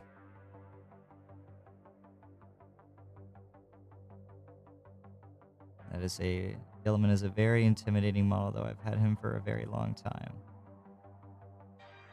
It's one of those ones I could have painted a long time ago, but really wanted to give myself the opportunity to become a better painter before I go and, well, ruin him, you know? What a shame that would be. I'd love to do some really, really cool OSL with the Emperor's Sword. I have to remind myself of that every time that I play him on the tabletop. He has the Emperor's Sword. That's crazy.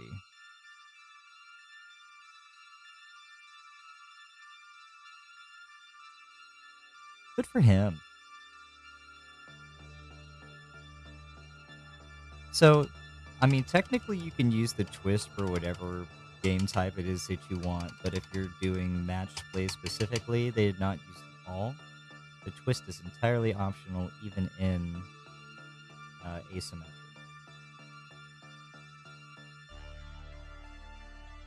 It's very much do at your own peril.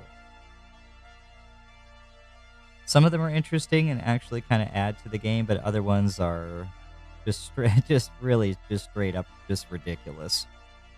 3d6 charges at 18 inches. Come on. That would be one of the ones that we had played with recently.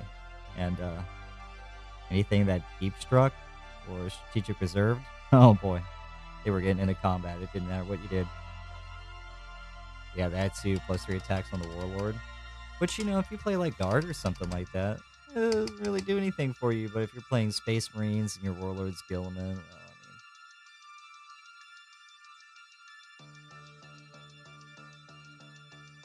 Oh yeah, you got a lot of work ahead of you, that's for sure.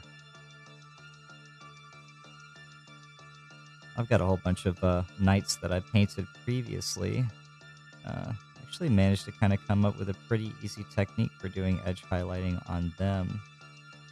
They're of the Imperial fashion, though, but if you're interested in doing that for Chaos, I imagine the same techniques will still work for you. You just have to use different paints. Go over that in the future, because made it, I think 3/4 of the way through painting one of them with edge highlights, and I was like, wow, this is maddening. There's got to be a better way. And kind of figured one out. Don't tell anybody, though. Industry secret.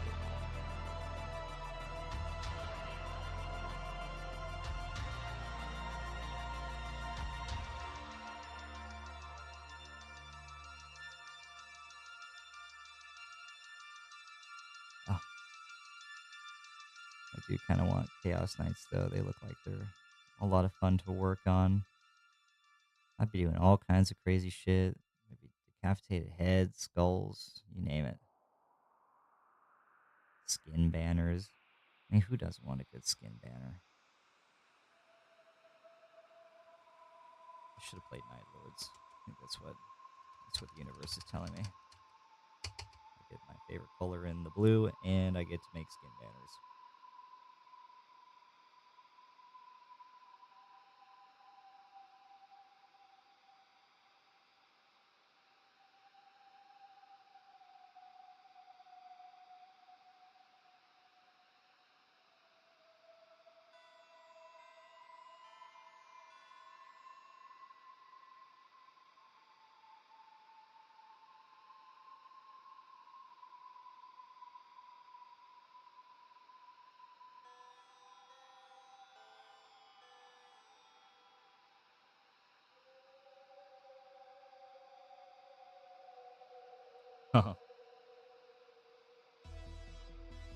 Well, if you can find something close enough and a rattle can color, just use a rattle can. It doesn't necessarily have to be an airbrush.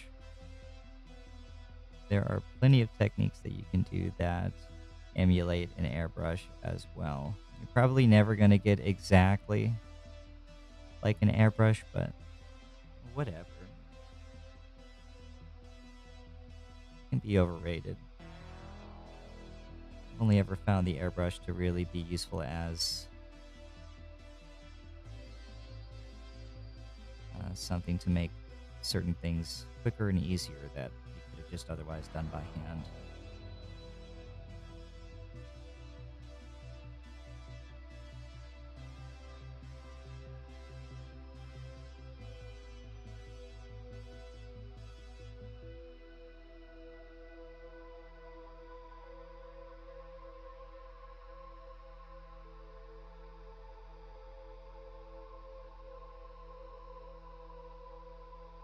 You've just made me think I should probably put up a little list and of whatnot of everything I'm using now that I think about it.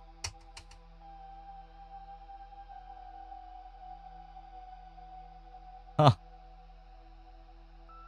11 nights. Yeah, nah. That's a lot. That is a lot. I would go crazy. Crazy. I was crazy once.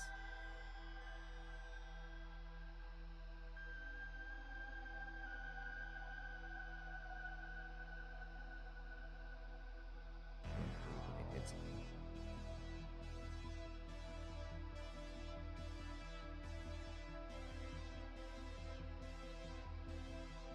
Well, you still have a little bit of time left to go before that time comes. I want to say we're probably about 3/4 of the way through 10th edition now.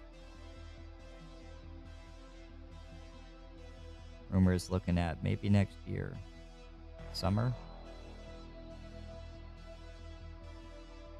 We'll be playing 11th edition.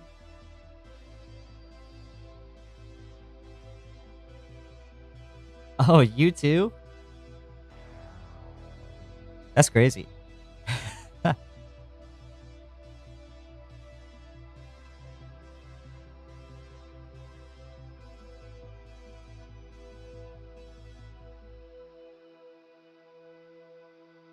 You can put me in a rubber room full of rats if you want, as long as you leave me in there with some stuff to paint, some models. That'd be all right. I think that's what I really need. I need some time away to paint.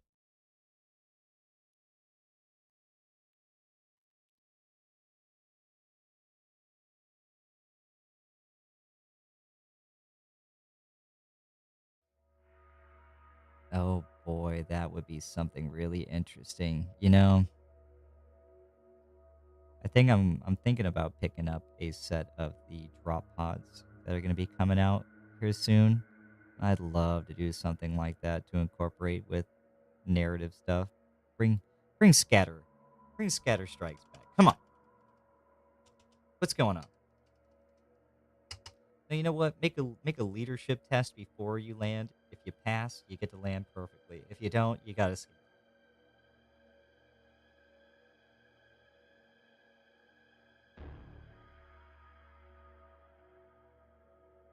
That would be so crazy. You're a madman, actually. No, that's it.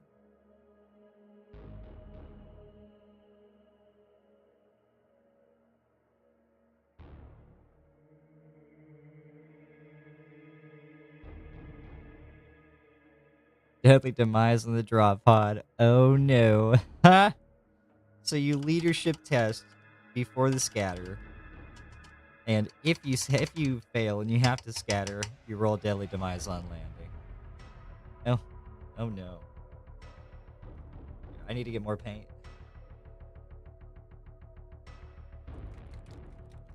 It's too much fun. We can't have that. It'll never be in the game.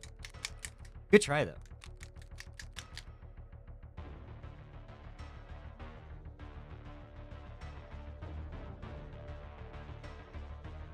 I could see somebody making a tactic out of that, right? Just dump as many points as you can in Space Marine drop pods. Don't even put anybody in it. Just scatter and crash them and explode them on the enemy. Just become mortal wound bombs, that's all.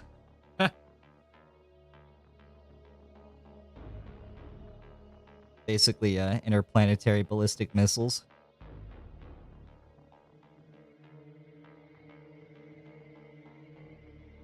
Where was I? What was I painting? All right.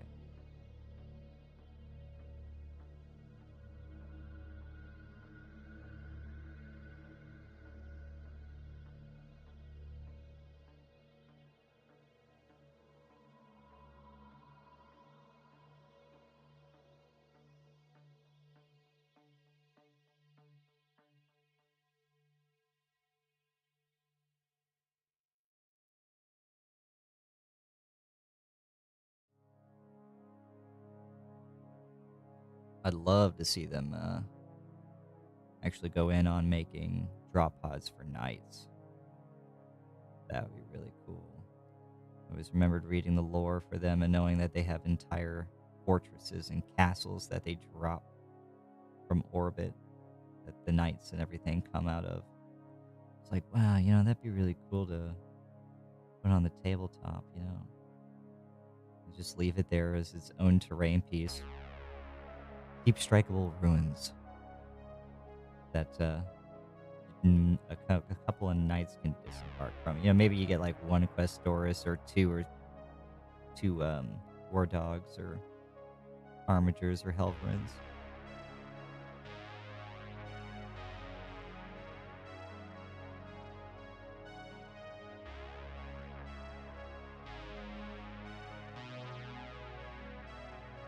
The enemy hoping.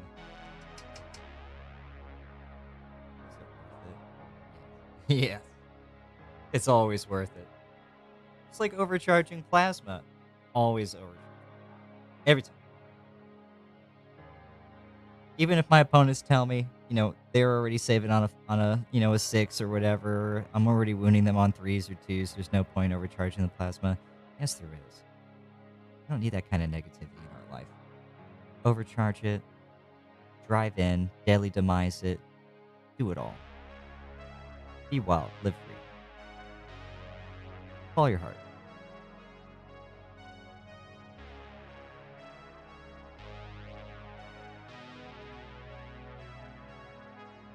Or if you're an Adeptus Astartes, follow your hearts.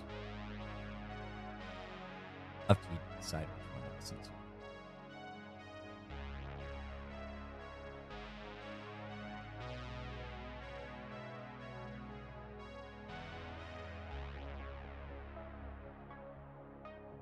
That makes me, brings me back to 9th edition works. I think it was 9th edition. Maybe they still have it. I know they had it in 9th edition. They had their bombers, their jets, and some of their vehicles who actually had a stratagem you could use that just automatically deadly demised them, period. It was like kamikaze kind of stuff. You just drove right into whatever was nearby. I think if they managed to get destroyed in the shooting phase or something, you could just crash right into somebody nearby and guarantee a deadly demise within 6 inches. That was a lot of fun. People were doing that with vehicles, doing it with flyers.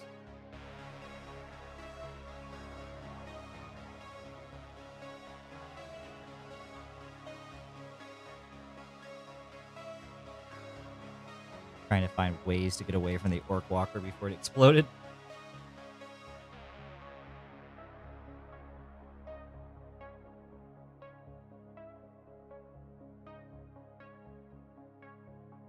There we go. The plasma did not simply cook you off of it. Cooked you and Bob and Joe on the other side of you, too. Spectacular explosions as far as the eye can see. There you go. Way more fun. Maybe it's more volatile. Maybe it's like a plasma-rich planet or something, you know? That could be exciting. Machine Spirit was feeling incredibly aggressive.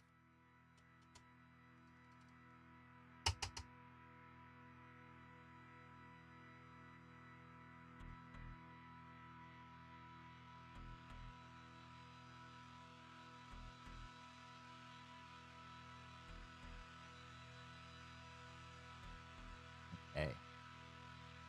Get onto our digits now.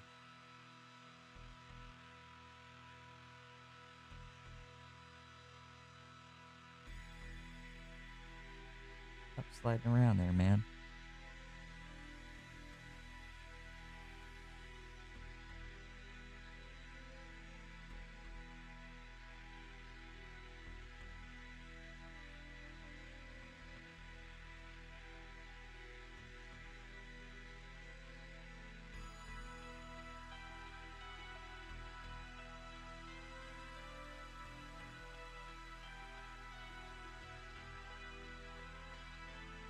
I'd like to see a short clip of an orc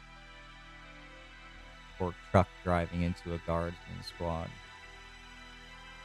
Hear Linkin Park playing in the background, and just as it explodes, it cuts to a credit score for Direction by Michael Bay.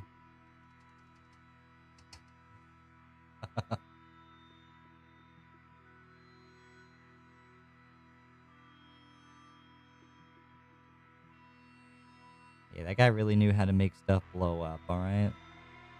If I can have him do special effects for my stream, I wouldn't say no.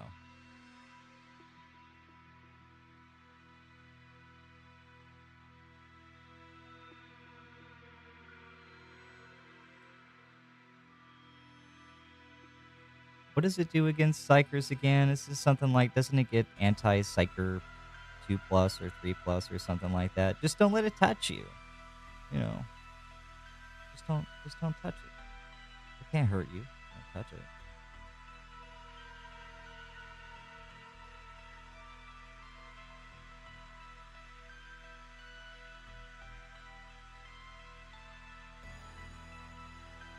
Yeah, that's it. Well, hey, sucks to be a psychic mutant. Disgusting. Death to the abhorrent.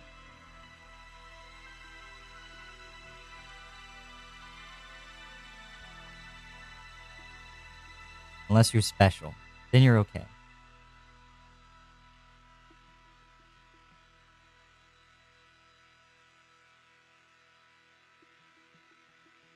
Oh no, it just painted right over it.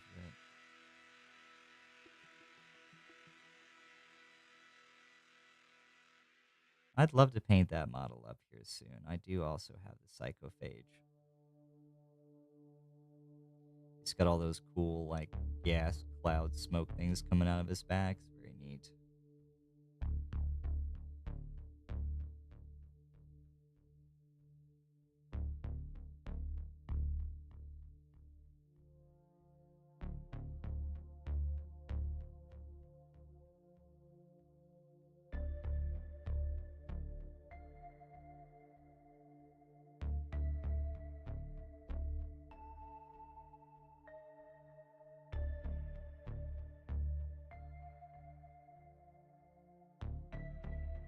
Very careful.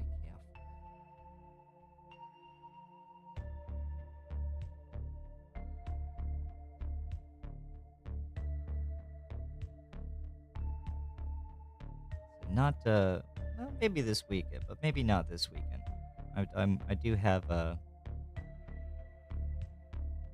Tyrannid player that should be coming on at some point soon. Be having us a tussle.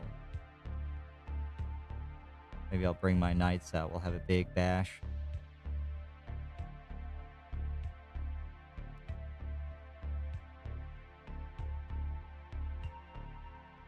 Oh, I'm doing no justice to this right now.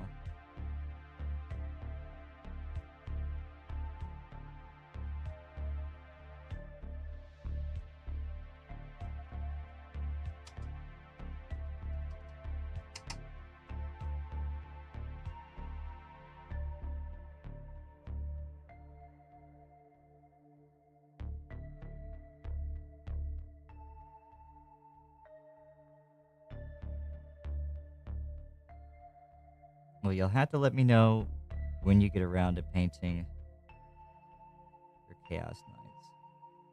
Send me some pictures. I'll have a Discord up and running here soon. There's like a little media channel, whatever there. People can post what they're working on so we can all harass them and give them a really hard time for their terrible paint jobs. Give them unsolicited advice on everything they're doing and just be very crude, very crass.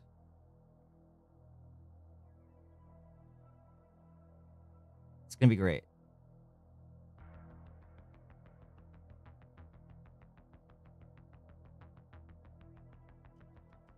I'm just kidding. Although that would make for a very funny channel. We got good cop, bad cop, you know. Good channel, good advice. Bad channel for horrible advice.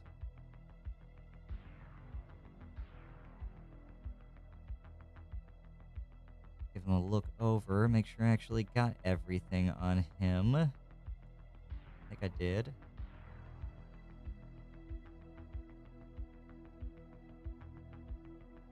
Overboard on the base, you say?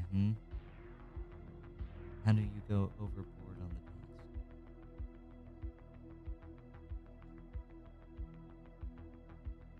the base? Backpack.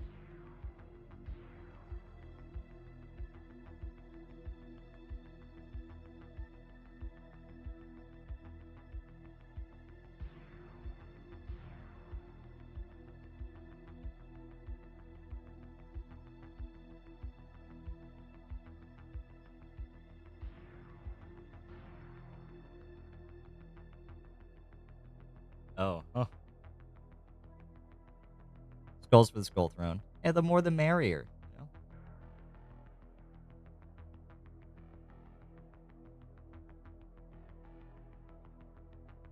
Nothing says incredibly terrifying like a mountain of skulls to stand on top of. Would you mess with that? I wouldn't.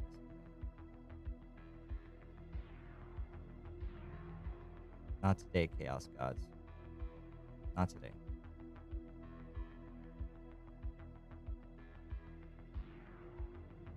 Send that one back to the Immaterium. He'll find no fight here.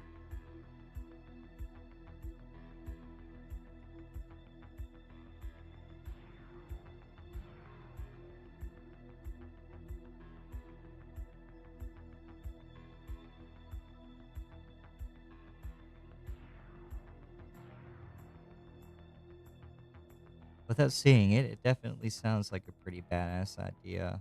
I'd like to do something like that at some point with some model, but I don't really have any Chaos models at all, actually. That's not true, and I think about it, I do have some Death Guard models from the Dark Imperium box set, but that is it. This is a loyalist household. We love the Emperor. Great guy. Best dad.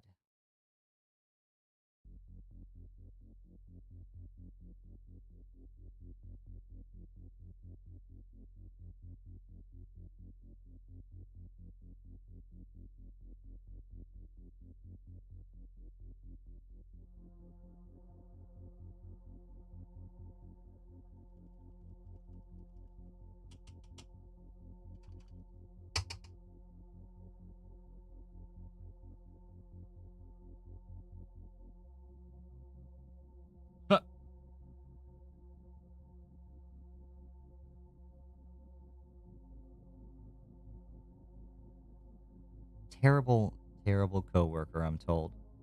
Karn. Great friend, though. Terrible coworker. Always late. Angry all the time. Takes all of his luggage from home to work with him every day.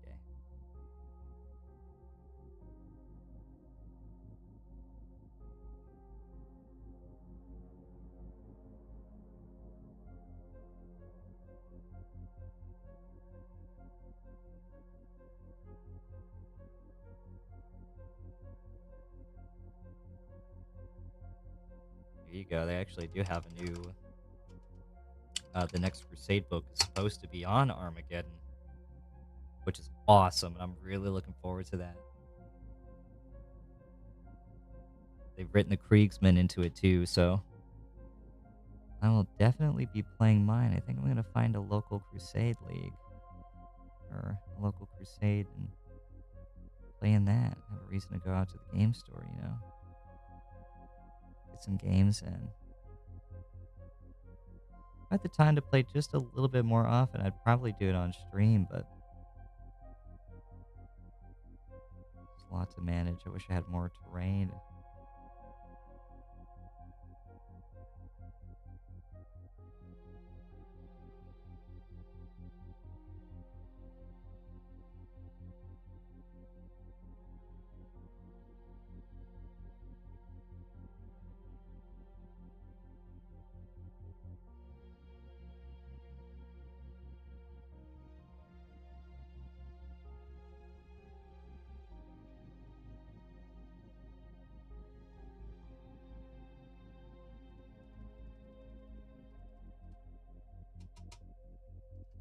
I thought I've been told at some point that they've got like a chance for demons to get summoned onto the game. They're like a third party entity that both players will have to deal with.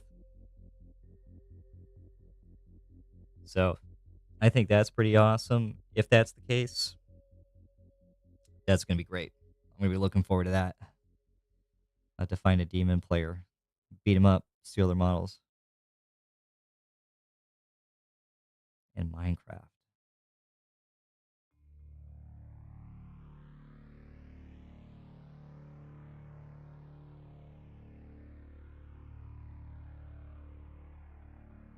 Although at the same time, it makes me kind of feel bad for demon players because it's almost like basically confirming that they're the NPC army, you know? They're the generic the filler bad guys that everybody gets to beat up on.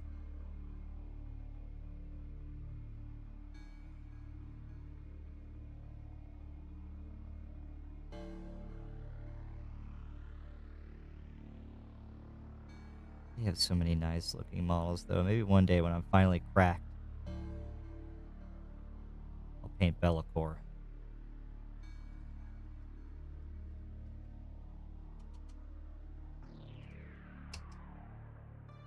That's an incredible looking.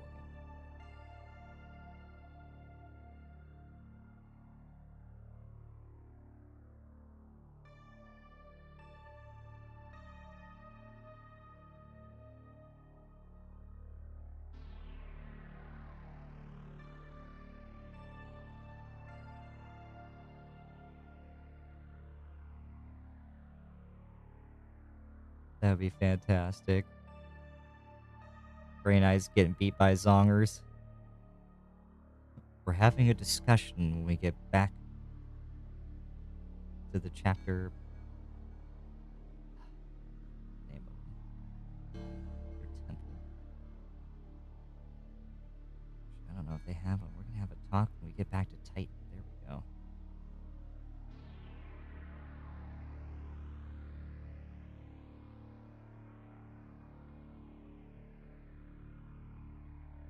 Haldor Drago is going to have a lot to say if that happens. A lot of reevaluating. What are we doing here? This is a joke to you guys? We're getting beat by chickens.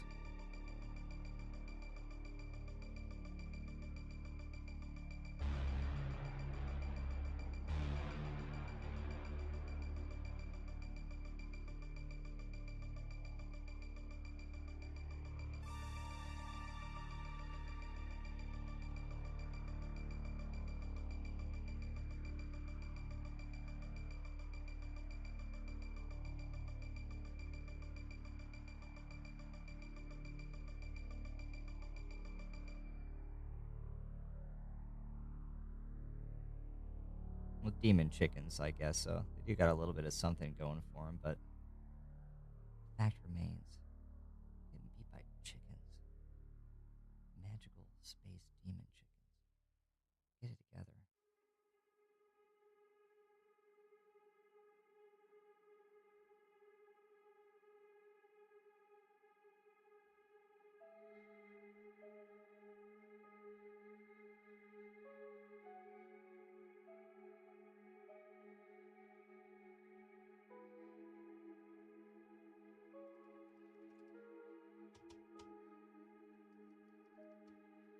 Almost done with the backpack.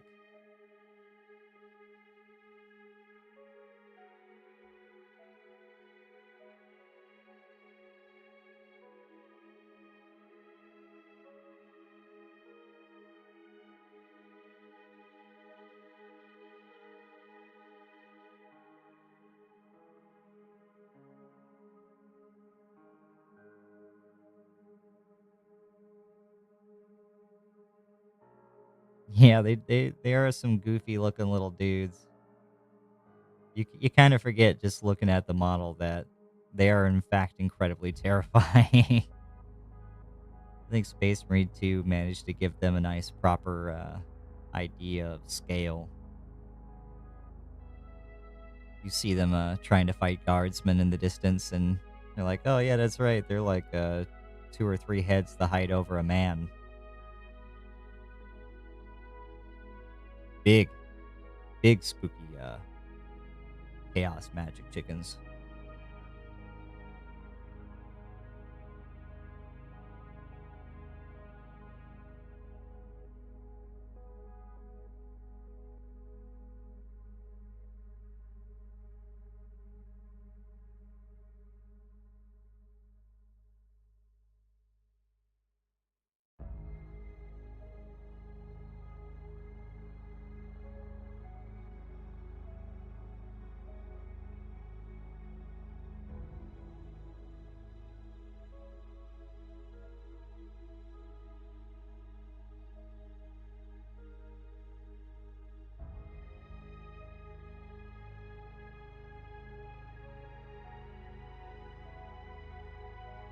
Whew.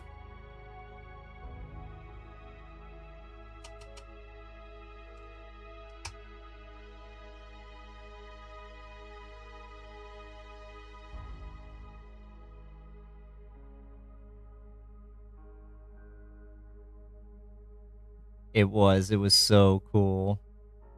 I kind of like I knew it was coming. It was like we're fighting Zeech. Like this gotta be a lore change, right? And then you see him come out, and holy crap, it's like this guy is massive. I have to go back and look. I can't remember if you actually get to fight him or not, but yeah, you do. That's right, you do. That was also very cool. I had such a great time with that game. I'm considering going back and playing it again. I think got some updates recently. Last time I played it, they put in the little fire team mission where you get to fight the Bio Titan. It was very cool. I enjoy fighting the Tyranid Chaos guys. They were okay. Fighting the Thousand Suns and all them, but I had the most fun just running through all those bugs. Oh, really? There's a horde. I might be playing me some Space Marine too.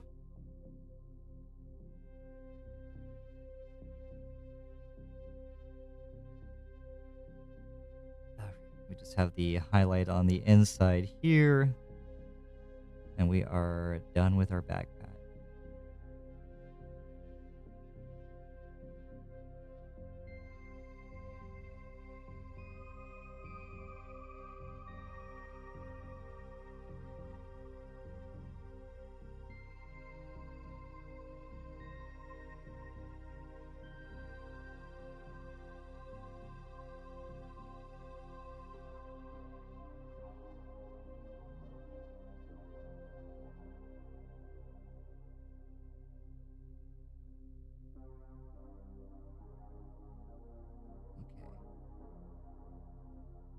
Okay. Good on the back side. Good on the front side. Magnifique.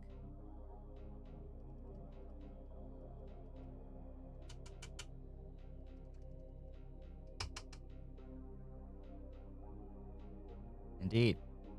The most basic of Space Marine bitches. But they're my favorite. What can I say? I do like them. Blue's my favorite color.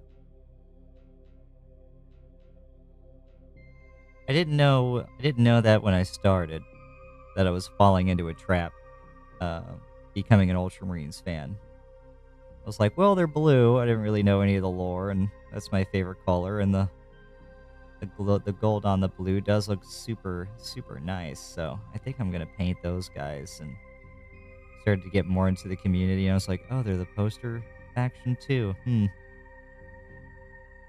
And people make fun of me for it all the time. They're like, oh, another Ultramarines player. A drop in the bucket. But that's okay. Then I beat them, and then they don't really have much else to say after that.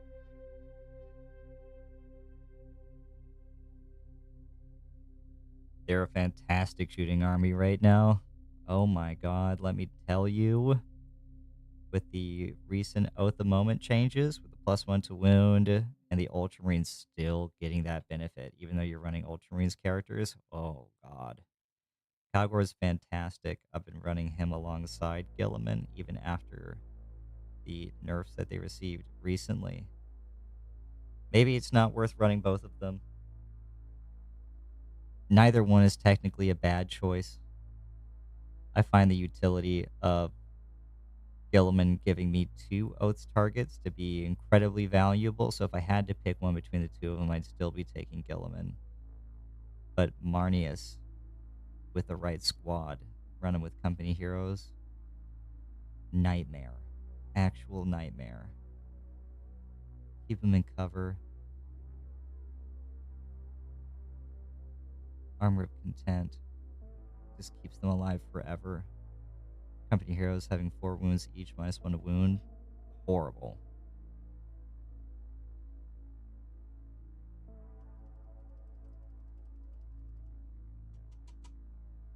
Yeah, there you go. I have more Ultramarine lieutenants than you have data sheets in your army. What say you now?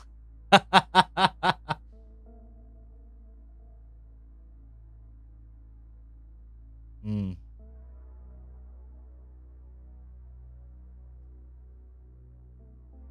We won't get into the Magnus discussion. Stay away from that one. I have my opinions. It's okay. Maybe he was wrong. Maybe he did good stuff. Maybe he did some bad stuff. Who knows? I judge people based on their actions they're taking right now. He's a bad man. He's out there doing bad stuff.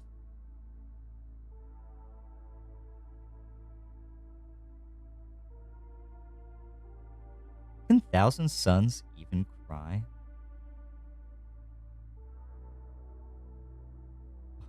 What happens when 1,000 Suns gets sad about something?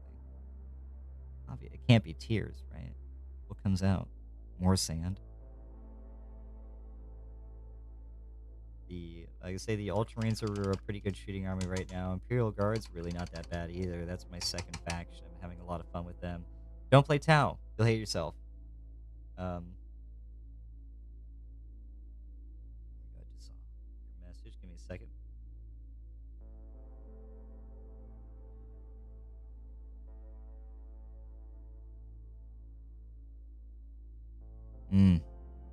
The Sons of Sanguinis. Never a bad choice. I was very close to being a Blood Raven player. I was a big fan of Dawn of War. Played a lot of that. I think that's what really got me into 40k nice and strong. Them starring in all of those games really made me like them a lot.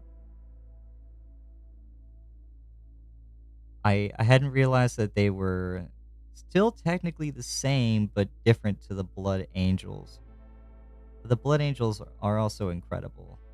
As I was reading the Siege of Heresy books, Sanguinis just, oh my god, I don't know. I don't want to talk about it. getting me a little misty. I might choke. Can't do that.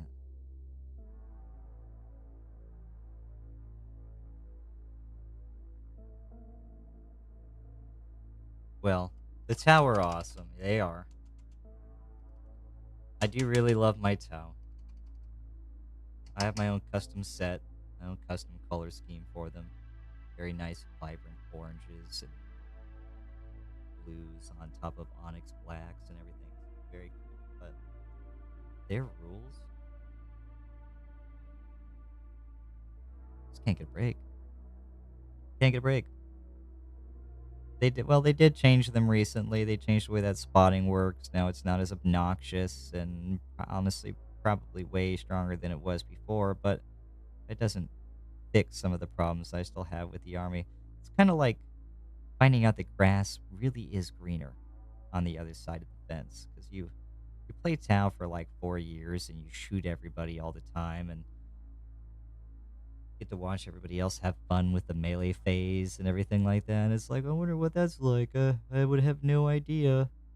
And then you play Space Marines and run a Blade Guard veteran squad into someone's unit, and well, maybe I might as well not even roll the dice, just pick them up because they're dead, and you both know it. And it's like, wow, that's ridiculous. Yeah, you're right. You know what?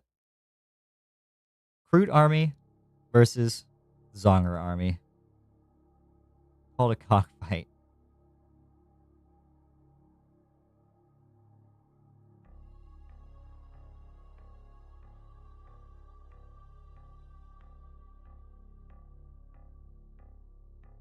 Just don't bet on it.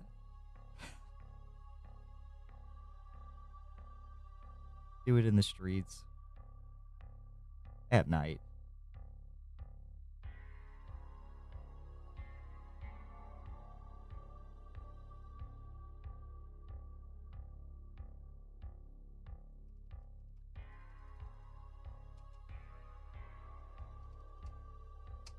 Oh yeah, no, that's great for the greater good. I know that rule. I used to love that rule.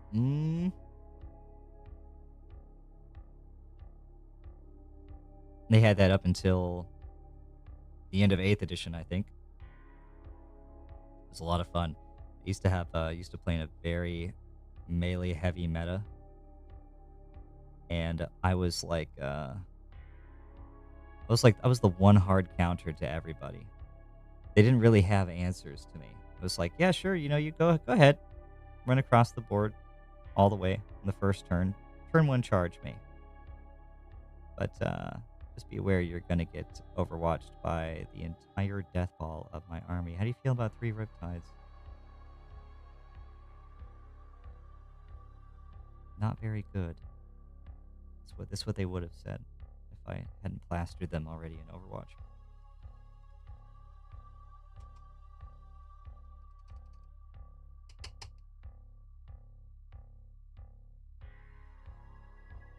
I hope that the World Eaters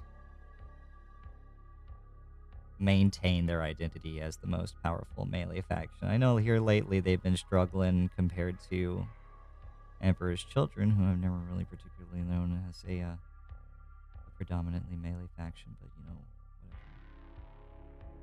They've always been a fun army for me to play against because they never change. They do the same thing every edition. I see a World Eater player across the other side of the table, and I'm like, hey man, you know my tricks was it? Yep, I already know. You got advanced charges, you got some ways to increase your speed. Yeah, I know. Let's go. Roll the dice. It's always fun. It's always almost feels like the same game every time I play against World Eaters. It's predictable, but in a good way. They're a very nice cursory reminder to screen your shit, space out and deploy correctly, or you are going to pay the price in blood and skulls.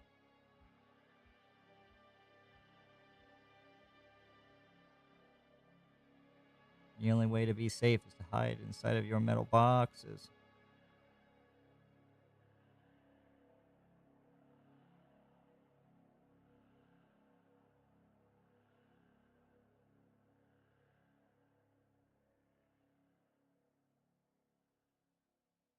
Making some pretty decent progress so far. 2 storm surges. Oh.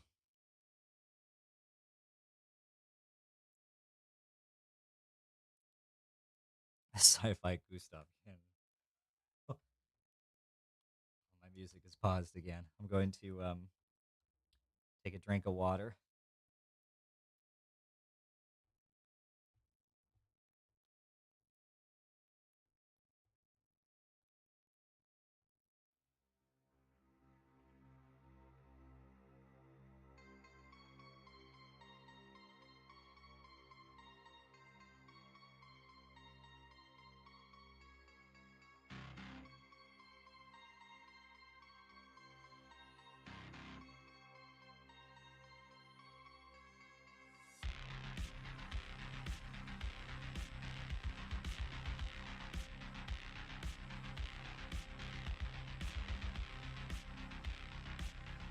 Bolters are back. Bolters never left.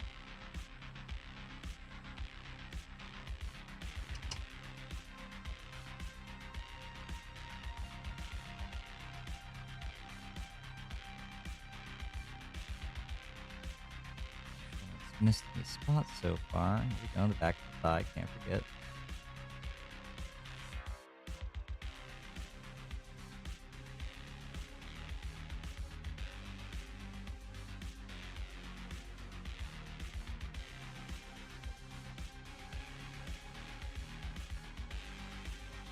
Yeah, I've got an entire army of Votan models that I've only ever played one single time. And that makes me very sad because I was expecting so much more. I would love to see them get a walker of some kind. I think that would be really cool. They'd have my money if that were the case. I never really see anybody play them either. I'd love to have them in like a crusade or show it more often and just anything really. I don't care. Space Torch is cool. For Rock and Stone.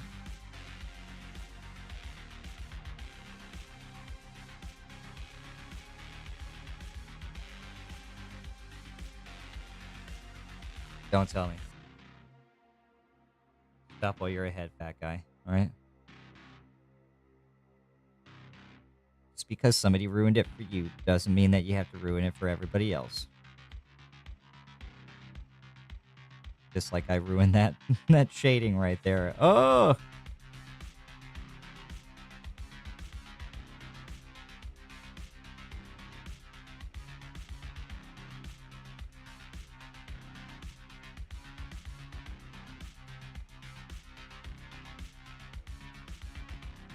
All right, let's hear it.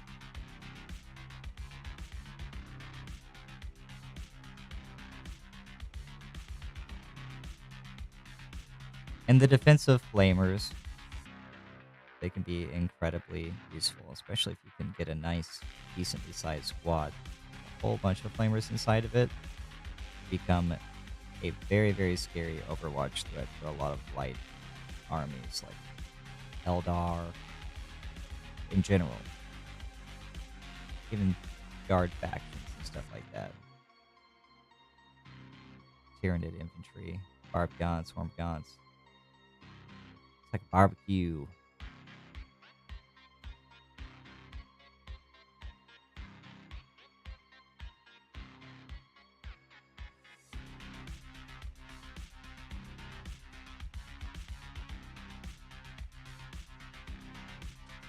Oh, wow.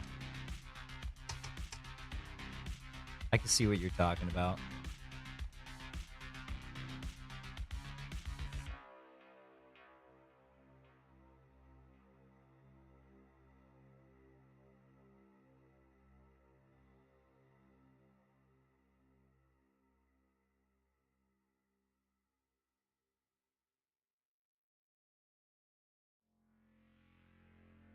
Tell them to do it.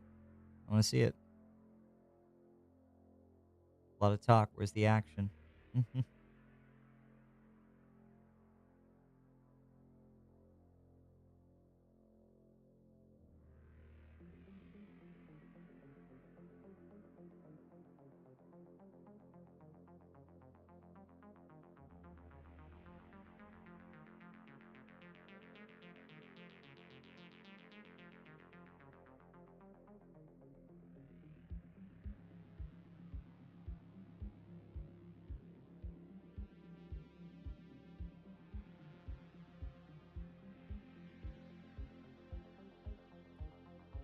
I'm so close to done, and I'm almost out of paint.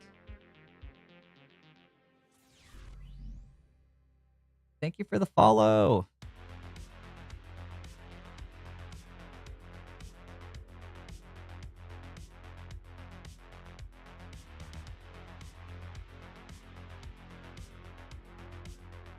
You picked the perfect time to join the bench warmers. I am just about done with the last bit of the edge highlighting here for the next color. Unfortunately, I do not have enough time to get started on the next color, but I will be putting the model together so we can get a nice view of the progress that we have made so far. Good job, everybody. You all did an incredible job painting this model with me. I could not have done it without you.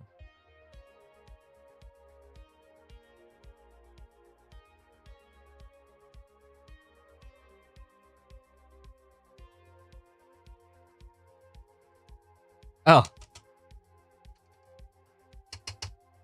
that's just fun, though. I mean, who doesn't want to put a bunch of flamers in a storm?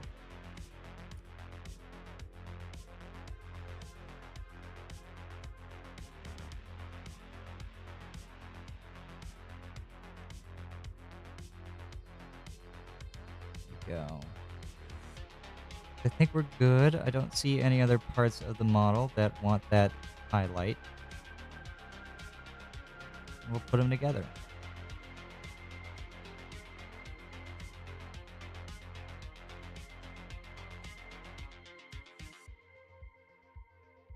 I would definitely like to bring out my Space Dwarf army. Maybe I'll paint one of the Space Dwarf, one of the Votan models. I did actually get to start painting one of them. I wanted to do a really nice and simple scheme for them, and they really made me think of the Marines from Star Wars. I think that was kind of the point, honestly, to a degree. And I painted a couple of them up in the style of the Sons of Korhal from the StarCraft campaign. So they almost kind of look like blood angels a little bit, and had some custom decals of them too, with some of the Sons of Korhal symbols and everything. Slapped some of those on. It's really cool. I'll have to go and actually paint them.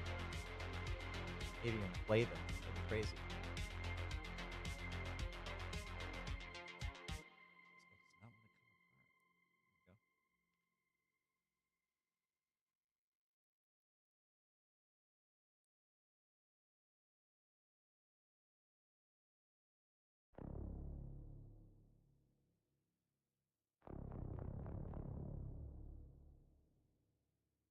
Don't watch my push fit struggle. Go.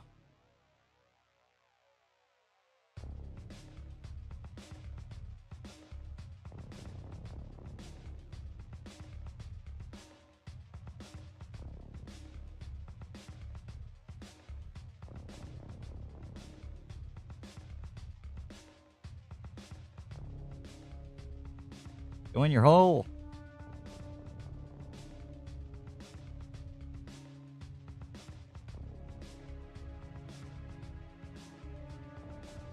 All right, here's our progress so far, huh?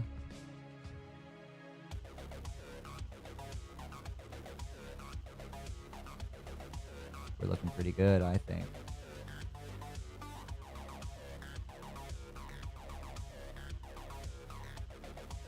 I really like the brains. They came out really well. It's going to look even better when I actually get the chance to paint the rest of the base. That way all the flesh and everything pops out real nice and well.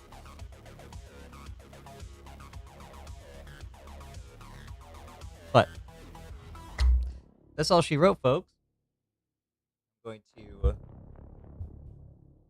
drag my microphone over to the desk, hopefully, not destroy everything in the process.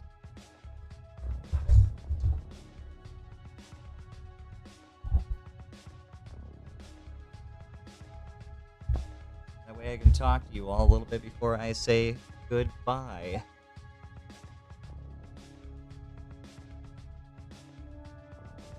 If you'd can't make it for the next couple of streams, or if you want to watch this from the beginning, the VOD should upload itself to Twitch. Otherwise, you can find the entire thing and previous paintings, as well as games, on YouTube under the same name. Find me there.